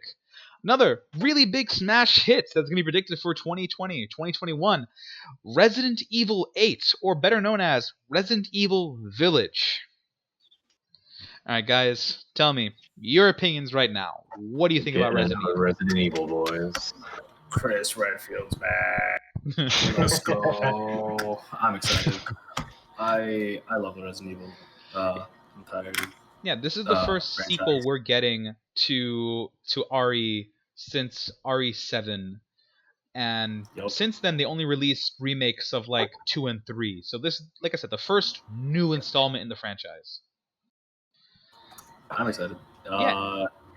From what we got from the trailer, it looks like it's going to be the continuation of Ethan's story from Resident Evil 7, which is really, really cool. Yeah. Especially because Resident Evil has a track record of doing things in trilogies. Mm-hmm. So this would be the end of the latest trilogy. So it'd be really cool to see, or it's going to be really cool to see how they decide to close this one. Mhm. Look, I like this. Like Resident Evil 7 when it first came out, I was kind of skeptical about it because Resident Evil's had a history of kind of digging their own grave in making video games, where they started out as a really cool horror survival story game, and they can then little by little progress more towards action survival, and it just kind of became like a mishmash of like, doing too much and not really getting much payback in the end. But with the creation of Resident Evil 7, they got right back to their horror roots, becoming another survival horror game. Really, really good, scary game. I honestly recommend anyone to play this game. It's really good story wise. It's amazing gameplay. It's fair and it's terrifying. And honestly, based on the trailer alone, it seems like it's going to continue that survival horror aspect. And yeah, this looks pretty freaking creepy, Yeah, and I think they're adding werewolves into this one, like from the trailer. Yes. That'd be pretty neat, yeah. Yeah, it looks like it. Have we had werewolves in any Resident Evil games? Like I know we had like dog monsters, but werewolves. Not werewolves specifically. I think the closest thing would be just all the infected dogs with the T virus and whatnot. Yeah, most of the enemies generally become what's it called? They're usually more insect-like, at least from like 4 and stuff. So yeah, so this game is gonna have a whole new enemy, and like it looks like it's gonna be kind of cultish as well. I mean, to be completely fair, like Resident Evil is kind of a cult in itself. Like not the franchise, the inside franchise, not the people. Okay, no, nothing confusing here to the audience. All right, we're not saying anything bad about you. I'm excited, especially after how it looks like it's gonna be a good game. Mm-hmm. Especially like how different RE7 was from 5 and 6, because they had a little bit of a slump for those two, at least in terms of like the diehard fans. They didn't enjoy 5 or 6. So a lot of people talk about it, I'm excited. Yeah. Are you guys okay with them introducing like the witches into this version, and the werewolves or wolf-like creatures? I think is what they say that they are, right? Or into the game. Are you guys okay with that? I don't see why not. I'm all for it. Listen, like I always say, you go ahead. Resident Evil's always just been like, at least in the beginning, it was generic zombies. Hmm. I'm all for new stuff to have to watch out for, because most of the time it would just be like generic zombie person. Okay, this generic zombie person turned into a bug. That's kind of weird. And then generic zombie person turned into a big bug. Bigger Okay, bug. and they just escalated with how big they got to a point where sometimes it would just be a monstrosity of biomass. But having new things to fight it'll be refreshing, especially to see how they tie into the story and how all that came to be. Mm. Yeah, I because can see that. like for me, I'm never against adding new enemies and new things to games as long as it makes sense. It's like you can have Yeah. werewolf enemies, but if like I'm in the middle of like a zombie area and a werewolf pops up and I'm like, excuse me, then no, I'm not okay with that. What about the witches, for example, though? Then, for example, right? How do you know what I mean? Right? Because you're saying it's okay as long as it makes sense, right? Mhm. Um, and Resident Evil has particularly focused on zombies, right? Mhm. Zombies, and then it'll be okay, maybe zombies with an assault rifle, or zombies with a rocket launcher, right? Yeah, I too would be afraid of a zombie with a rocket launcher. um, are you okay with them taking that more mythological route, because witches are not really the same genre as zombies, right? Now That's true. that is true. How I'm You're looking not. at it is that Resident Evil Village is being held in this, like I said, I'm assuming cultish town, and within this town there's gonna be some sort of like, I don't know, demonic something presence. And we know for a fact that like in RE, like magic isn't like a a big thing. But we've seen like really intense stuff happen through the power of like science. So who knows? Maybe these witches don't actually have like magical powers, but instead are able to infect others with like the same kind of disease, but instead not be affected themselves. So like it really depends how you explain it. Yep. I Oh my God. mean, Yeah. just in the last one, like there was this whole psychological thing of I don't remember exactly what it was. I believe it was like spores that the like main villain was releasing in the vicinity of where she was, and it drove everyone insane, and Dun dun whatnot, and dun. this and that. And again, just like you brought up, Nemesis exists. Like Yeah. you can't just be like, okay, giant super soldier zombie man with rocket launcher machine guns who can't die to anything and literally just walks through explosions all the time. I'm okay with that. But witches? Nope. Not okay.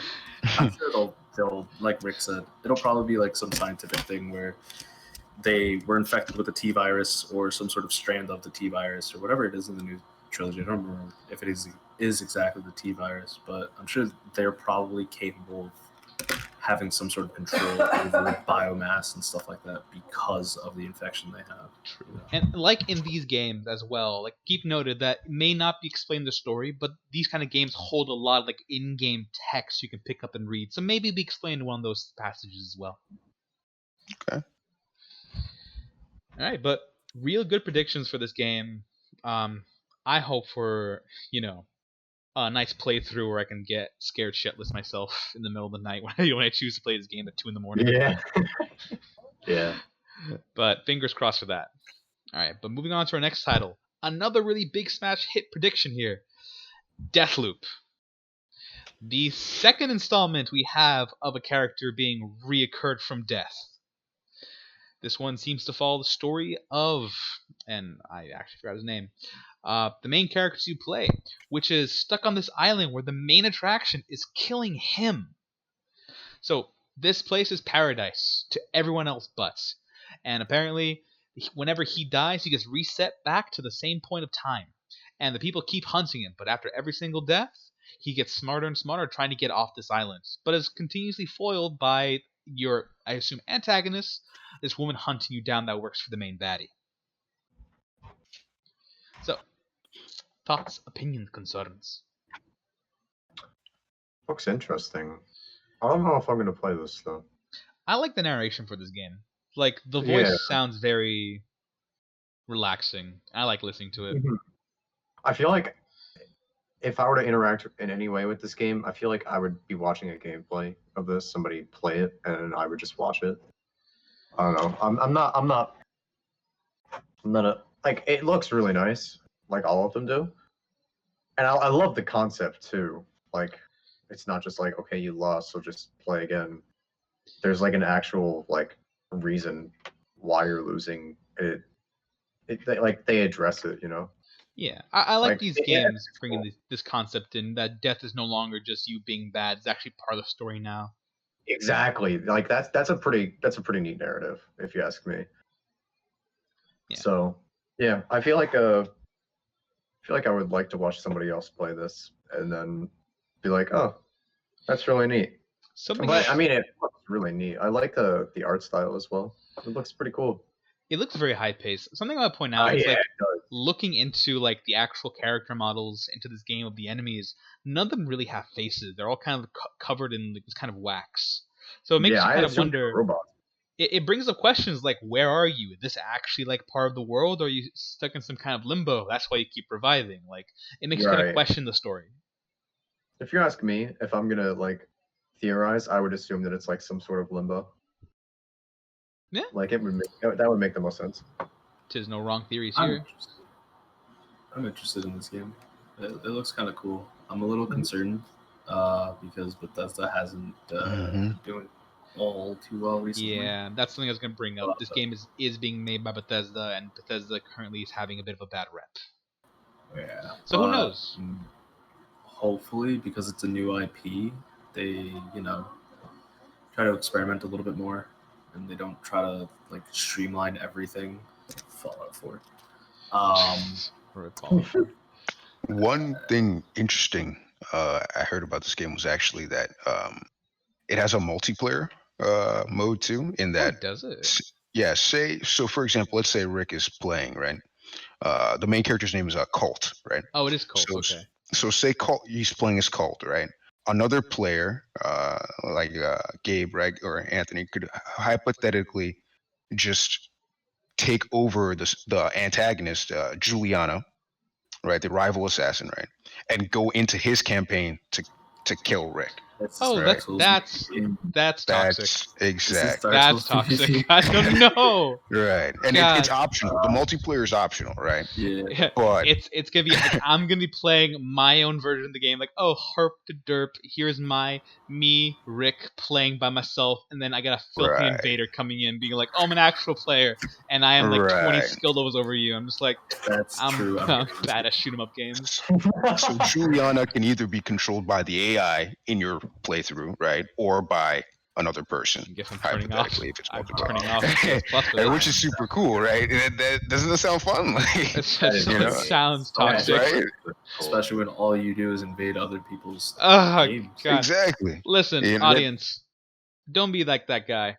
Don't be like Gabe here, invading people in other worlds. Enjoy the game, right? Don't make it hard for players like me that are bad at these kind of shoot 'em up games. Good kid. Get good. But other than that, I'm interested in it because I like the idea, the concept of it, right?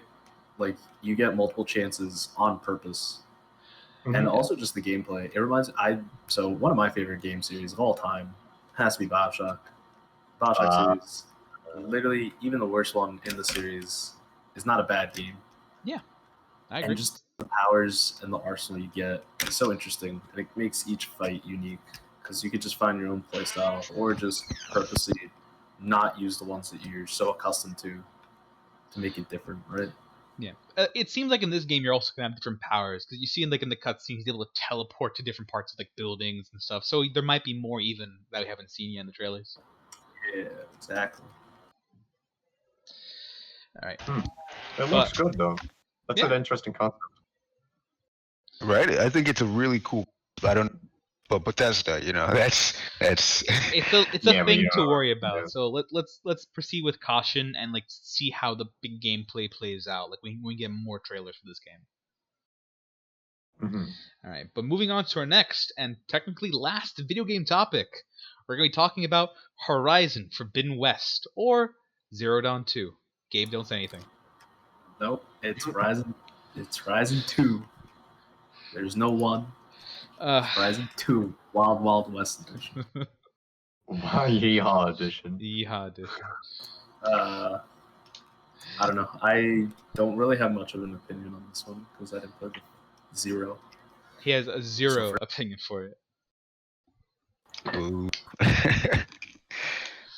All right, so just to briefly analyze this one a little bit, I've actually played through the entire first game, and to be completely fair for this one, the first game, visually speaking, is fantastic. Like the world they build is it's technically one post what's it called, post apocalypse world where humanity has died out, but because of a certain program, they contained humanity, or at least the genome for it, in a specific lab, which after the destruction of the world, repurposed itself and create new humans. So in this world, it's a lot less civilized in the sense of like you're dealing more with like natives, kind of living in like wood huts and stuff. And you play as Aloy, who is currently an outcast from her village because she was not born from a woman. So she actually came from the mountain where it's technically a big machine, and she got spit out, and she has the ability to like interact with the technologies of the old world. So Mm. you go on this big adventure to save your planet from extinction, because the same extinction event that was happening then is happening again, but you now must use your knowledge, the technologies, and the coolest part of this game, the mechanical robots that just inhabit this world. Like literally metal T-Rex, metal crabs, metal stalkers, horses. It's just super cool, machine horses and stuff. Like I Yeah, can't that's tell pretty you neat. how nice this game looks like in game worlds. So When the first one was announced and revealed, I was 100% on board and excited. I just never got around to playing it. The it's a game really absolutely fun looks game, and they actually updated the game and they fixed some of the problems in it that I had originally when I was playing it. Where the mount system, when you rode on it, actually now you can do things on it that you weren't able to do before, and they balance a couple of other things. Uh, but it seems like in this game, right? Um, Again, post actions of the first game, you are now exploring a new not a continent, a new part of your region, and it's being threatened by like a new machine, something that's able to take and suck the life force out of bio objects. Right. So you playing Alawi are now most likely going on a journey to figure out what is causing this, biological War. disaster, Yeah. and solve it, and most likely in your way kill it. So they're in this game introducing a whole new plethora of machines, and they're gonna have a new underwater feature for the game you didn't have in the first one. So you're I gonna have did see that. Yeah. you're gonna have a rebreather now, so you're gonna be able to do diving sessions, which is it's a really cool concept because now there's a lot more water machines. Because in the first game they only had like the water alligators, and Right. this one they had like this new mechanized turtle, which is like huge. They have literally uh, machine woolly mammoths, which are being controlled by like I did see the freaking machine mammoths. I thought that was pretty neat. yeah, and again, you're gonna have a conflict not just between you and the environment machines. It's also gonna be you versus a new group of people. As the civilization is little by little becoming more technologically advanced, they're also able to utilize and control machines themselves. So I'm really curious to see like the actual like story and gameplay of this game. How it's gonna be different. Or are they gonna keep the same?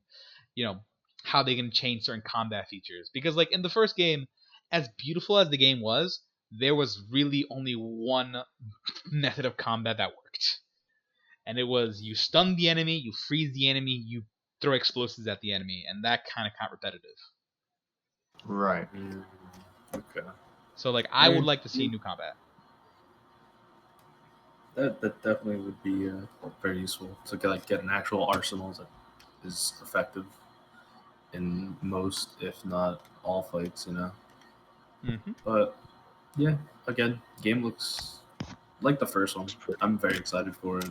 simply just for the fact of more Horizon, because the first one looks amazing. I'm still all about these robotic animals. They do such a great job with making them look so close to the actual silhouette of the animal, but making the machine like aspect of them so prevalent within the design. Mm-hmm. Yeah, that's really neat. And all Something the, else. the Oh, go ahead. Go ahead. I was just gonna say all the tiny little like robotic parts that the people wear too, like as armor or as simply Are design. literally a part of their skin. Yeah. Oh yeah, like It's weave really in like wires that glow, and it's really neat. Yeah, it's so cool. Yeah. I very much enjoy that aspect of the game, the art design. It's really well done. Mm-hmm. Mhm. Something else I want to point out that I think this game is going to take place in like New York because they have like opening shots and closing shots of like what remains of the Golden Gate Bridge. I did see that. That's insane. So it's going to be like a weird thing because we live, in New Jersey. So we're not too far. No. Oh, right. So like the we're Golden going to Gate see Bridge is in San Francisco. Oh, That's in California. well, my geographical knowledge isn't exactly Uh, the highlight. Oh, It's but fine. According to the developers, they said that the game would actually move across the continent towards the west, right? Towards the Pacific Ocean. So, That's probably I mean, where Forbidden West came from, huh? right. Yeah. So it it might end up, almost going towards old California, right? Or that would be or a New new version of California. dystopian California, right? The Old New location, right? California. Yeah, Yeah, I'm excited. like A the game looks dystopian nice. California. That'd be pretty neat. Another one to check off my list of like things I'm gonna be buying. So what is it, like 7 games now? Gotta go break This the is Yeah. bank a also little bit. a good Price tag. Yeah, this is also just going to be a really good seller too, because I'm pretty sure Horizon 1 did really, really well. Yes. It's always I can only sad imagine when you go to like GameStop and you see like Zero Dawn like on the used shelf for sale for like $5. I'm just like, this game was good. How dare Yeah. you? It's going to be really sad not going to GameStop anymore. But that's a topic for another day. True. Now, guys, let's move on to the very last topic of today's podcast. The very thing we all talked about, but not really. The PS5 itself. Now, I don't remember if you guys actually have an image of the PS5, but before I say anything, I want to hear all of your individual opinions on just the aesthetic design of it, starting with Matt. Okay, memes aside, because I think we've seen them. Uh, I think it looks pretty good as a console. I think contrasting it to its competition, right, the Xbox, it's new gen console, it crushes it, right? I don't want um, a PC, right, a box. I want an actual console. Mhm. The controller looks nice. I'm actually really interested and curious to see what you guys think about the digital edition, right? Mhm. Uh, what you guys think about that? Because you guys literally just mentioned GameStop and how it's gonna probably close down. Do you think they're gonna keep doing this digital edition thing, or like it's an experiment, or do you think it's here to Um, stay? I think it 100% is an experiment, but also at the same time, I think that's easily the direction they want to go in. Okay. I think they're definitely they're trying to push the landscape towards that direction, and I think you can honestly see it in the design itself. Mhm. That being said, Oh, I do want to point out that there is a huge market for gamers that like having the physical copy. Me, Yeah, myself including, as someone who I love yeah, having the physical me copy. too. me too. How much disk space will this console even have? Did it come? Was it in the hardware Yes, information? everything was revealed. I believe it's a 5. I Five want to say terabyte. 520. No, you wish. No, it's like I A think it's boy only can like dream. 500. I think it's only like 525 gigabyte solid state. Wait a minute, But it Okay, so can't just four. be 525, can it? but no Yeah, no no because no no no. But hmm, apparently they're literally bringing back memory cards. Oh, okay. because they're making it very easy for you to get and have external hard drives. You know, back like we did when we were kids, and they just randomly got rid of them for no reason. I don't know why. I kept good track of my memory cards. I'm pretty sure we still own our memory cards. When I was 7 years old, I don't remember where I put my memory cards, so I can say honestly that I've lost my memory cards very often. I mean, me as an adult, I'm not gonna lose them, but like, I'm fairly certain I can go into the closet, one of the closets we have here, or it's in the storage unit, and I can get my memory cards for my PS2 and GameCube that have my original Kingdom Hearts 1 playthrough that I did when I was like 8 when that game came out. But yeah, apparently they are going to be doing a lot of external hard drive stuff, especially, what's the word for it? First party. So that way, they can get, no, I don't want to say get more money out of you, but that way they don't like lose out on a bunch of stuff. yeah, because you got to consider the cost of making the actual disc and then shipping it out and making the whole stuff. Granted, it's not like super expensive, but like it's still an expense to use. So it makes sense that these developing companies want to push more for digital, where it's a lot more inefficient for them, or more efficient. Don't you think though that the bringing back memory cards, especially in this era, right, where you're going to need higher space values, right? You're going to need higher storage space, right? It's going to also be expensive though for for players, right? Yeah. I mean, For sure. Yeah. what 500 gigabytes is probably what one Horizon Zero Dawn sequel, and then probably like two other games. Yeah. Games Right? are getting huge. I think that's The game files are going to be huge. Games are getting bigger. Sandboxes are getting bigger as well. Especially with games like GTA 5. The game is massive. How many memory cards are you going to need over the course of your PS5's lifetime? I'm pretty sure that game itself is like nearly 100 gigabytes, if that. So Oh, like, how much? That's massive. The game is huge. Granted, it is only multiplayer, so maybe it'll probably only be about like 50, but still, that's like what, a tenth of your storage space. Right, and the console's going to last how long? Right, probably 8 years, 5 years, 7 years, whatever, a decade. I won't say a decade. Consoles pop out every like half decade, maybe a little more. So I'll say Right, 7 to 8 years. years. 7 to 7 8 to years. 8 years, right? So, how much memory space will you need, right, in that time? Well, that's what the question's saying here, because like if you have the disk copy, right, your data only saves so much on like the disk copy as well as the hard Right. drive, but you don't have Right. to like download the full game. Because you Right. translate to like digital, then you have to spend extra space to download the game. At least with like hard copy, you can at least save some of that space. Yeah, exactly. What's the cost effectiveness of disc to? Because it doesn't feel like diskless does anything for the player except you won't lose your disc if people still that still happens to people, right? You won't break your disc, also, right? Yeah, and even then, like you can't even make the argument of, well, I guess you could, of like the disc being scratched and then you can't use it because like files can be corrupted, but at the same time, Right. you should just delete the file, try again. Who knows? Remember PS2 memory cards? How corrupted they got on a regular basis? Yeah. Like for me, if you ask my opinion, it looks like they made the digital edition and then they kind of just like said, all right, we'll make another one that we could just throw a disc in, That's exactly why when he asked that it feels like they're definitely moving towards wanting to do digital, because if you just look at them next to each other, yeah, how pretty clear how what symmetrical design they had in mind and clean the digital version is, and then the disc one is just like, oh, we forgot to put a disc drive.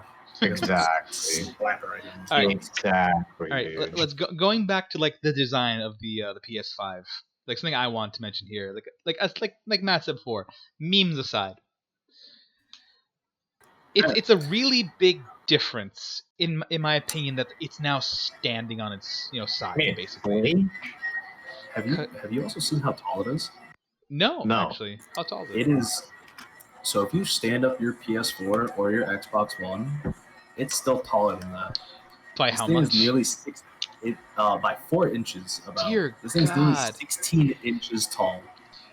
And like you don't have the option to put That's two pretty on its nutty. side because its sides are curved. So it's just not gonna be. You won't have much space to like put it somewhere. Ah, god damn it. I mean, yeah, you can. Because that's what I looked it up. Because I saw that earlier, I think today or yesterday. I saw a PS5 standing next to like a PS4 on the side, and it was just towering over it. Yeah, like this thing Yeah, is it's pretty nutty. tall. Oh Right, so god. that's the size, right? And like, It's large, yeah. but hear me out. Like, it's gonna be a little bit difficult to deal with this because for most gamers who own a PS4 or even Xbox One are just so accustomed to being on its stomach. I'm gonna call it that. That their setup is made so it can lay down flat. Like me personally, I have a cabinet that has like 6 inches of like space to put stuff flat. So that's where I keep my PS4. Yeah, So now I have nowhere to put it. So I'm gonna have to like literally put it on top of the shelf, and that's not really safe either. It could topple over and just get damaged. yeah, me too. I have on my desk, my monitor is on a shelf, and underneath that shelf is some empty space, but it's no bigger. Like I can't even spread my hand out in any way, shape, or form. Yeah, And and I don't want to keep it I on the won't be able to. floor. Like Oh no. dear God, what kind of how I respect myself as a gamer if I keep my station on the floor. Yeah. Apparently, or what if the base, that circle on the bottom right, what if that's removed?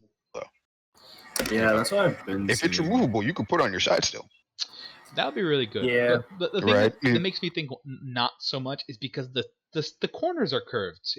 I don't know how it's gonna fix it. Yeah, I don't. And you also got to think about the disc reader, because if you remember early Xbox 360s, Mm. the disc reader was meant to be vertical, I believe, and that's why when you would like, obviously you probably shouldn't be doing it while the system is on and trying to read the disc, but if you try to move it from vertical to sitting on its side, um, you would permanently scratch and damage your discs to the point where they couldn't be fixed. Which is a big issue with early Xbox 360s. And also, sometimes when you had it on its side, if something bumped into it, like say like a cat just like walked on it, like you got to think a cat weighs like 10, 13 pounds sometimes, and they walk very gently.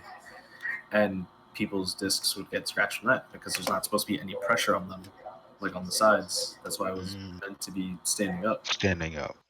So like you got to think. I feel like it's forcing you to stand it up then. Yeah.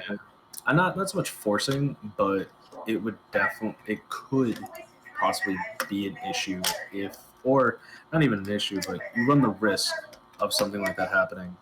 Granted, that's something you don't have to worry about with the digital edition. That's another reason to get digital. Positive, but There again, you go. the hard drive. Games are too big, dude. I feel like if I like for somebody like me that's like really, I don't like to spend a lot of money. Like I like the digital edition is completely out of the question for me because I already know for a fact that I would run out of space and I would just need to buy hard drives all the time just to fit games. And I don't want to do that because the hard drives are going to have to be freaking massive. Like I would just rather buy a game. So I was wrong. It's an 825. 825. You get an extra 2 games. That's still pretty okay. Wow. It's respectable for what you get because like the PS4 comes with like what 500. Yeah. 500, and there's a 1 terabyte version. Yeah, But like those I are own the also- 1 terabyte one. Yeah, those are also regular hard drives. These are solid state. Okay. So True. that's pretty cool. All right, something else I want to talk about because I don't think this was ever mentioned in like the teaser. I don't see much news on like from PS4 about this. The cost of this system. Oh, They we haven't ain't gonna hear announced about that until Xbox goes first, to be honest. Yeah. Like I know, but They like haven't announced it yet. but like granted, this is a much stronger software, and because it's stronger, they're gonna raise the price, obviously. But they can't raise the price to like $1,000 I because wouldn't be like surprised if it's No, an $800 console though. there so. was a leak. There was a leak. I think yesterday or the day before. I'm not sure. Days are blurring. Hmm. Where they said it was going to be $499 for the standard and $399 for the digital. I feel What? that can't be true. Like the system's so much What? more Yeah. powerful. Yeah, like Oh yeah, apparently the digital was going to be cheaper yeah. by the tune of 50 to 100 of the standard, right, with the disc, Mhm. and it was going to be under 500. Yeah, that sounds. I mean, That's what I've heard. I don't know if it's going to be exactly under 500 because I think I could definitely see the disc one being like 599 and then Right, the digital definitely. 499. But the digital one is definitely going to be cheaper. Right, the digital will be cheaper, right? Initial So payment, right? when the PS4 first launched, it went for like what, $499, right? Yeah. Something like that. Yeah. So I think, like personally, because the system's stronger and all that stuff, like I think the PS5 is gonna sell for either $599 to $799. Like Jeez. because like granted it's gonna be like between that range in my opinion because this is a much more powerful console. It just doesn't make sense they're gonna drop the price. Like it is gonna hold more data. It Yeah. has better graphics settings, a better hard drive. It's like everything about it is supposed to be better. And if the price is cheaper, then we win. And I would love that personally, but I know realities. That's too nice to think about. Remember when the PS3 dropped and it was $600? Yeah, the PS3 was more expensive than the PS4. Yeah. It's not and the then first time the newer it's console has been cheaper. You know? Like I said, I hope I'm wrong, just because I would love to buy my console for a lot cheaper. But like I said, this is just my opinion, my prediction. I can't prove it. I just shooting out, blank bullets here. Shooting out blanks. and also you gotta wonder too, because like you know, um, you gotta wonder at what point do you just say like that's too much money? Because let's say that the disc version is like $699, $700 right there. Yeah. What if instead of just buying the PS5, 'cause let's say you don't like you want the exclusives, but like that's too much money because you got to think you're paying $700 to get the console. Then you also have to buy the game Buy the itself. game. So at what point do you just say it's not worth for a console, and then you can just like build a computer and you get Steam, all the discounts on there. There's Humble Bundle, Which is and why It's you I'm know playing that PC. one thing with the skull and crossbone flag that we're not allowed to legally talk about because it doesn't exist. It doesn't exist. I don't know what you're talking about. That's But like that being, the- but yeah, you make a good point. Like when is something too expensive? And like I said, that's something that the PlayStation company or Sony has to really talk about, like the pricing of this, because it has to be good for them but fair to the customers. So I think everyone agrees they're gonna try to undercut Xbox. by a dollar. Well, And I mean, Xbox hey, selling their console for $599. Well, guess what? PS5 $598. Boom. I mean, like, hey, that could work because if you remember, on PS4, Xbox One release, PS4 sold 3 million copies in the first 24 hours. And I believe it took the Xbox One a week or like 5 days, something like that. It was a very big difference just to sell the same amount of Xbox Ones. And it's like, if they could do that again for 2 console generations in a row, Oh yeah. that'd be huge. Mm. Ah. Sony's definitely winning the console war right now. Hey, listen. That's It's like someone explained to me. Sony will have just a lot better first-person games, but Xbox will have better, multiplayer games. such as don't say Halo.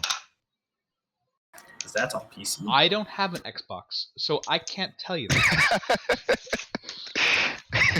Listen, I'm Yeah. trying to be as neutral as I can towards this. All right, so I don't feel good about being put in the spotlight like that. Realistically, as somebody who only really ever plays nothing but PC, even since like I'm like really young, odds are I'm probably not going to get this console or any console for that matter, just because I have an infinite amount of games on my PC that will ultimately end up there eventually anyway.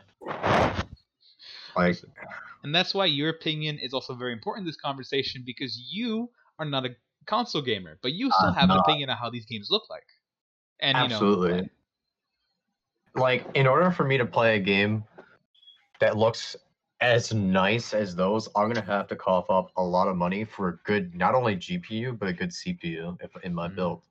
So, I mean, sometimes it's just more cost effective for somebody who isn't very knowledgeable about how to build a PC to just buy a console, and you've already got something that looks really good, and you can just pop in a disc in it. Yeah, It's nice.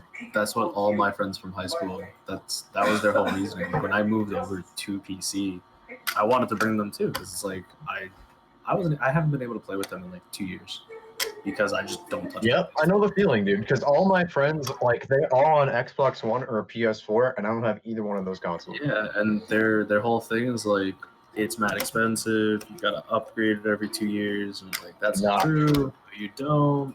And Uh, then they're just like, okay, well, I don't know the first thing about building a PC, and I'm like, literally, like Google exists, I can help you out, this and that. And they're like, yeah, but what if a game doesn't work? It's like, well, literally YouTube.com. yeah, YouTube.com. there's And just that's how I build my computer. that's the appeal of the console, right?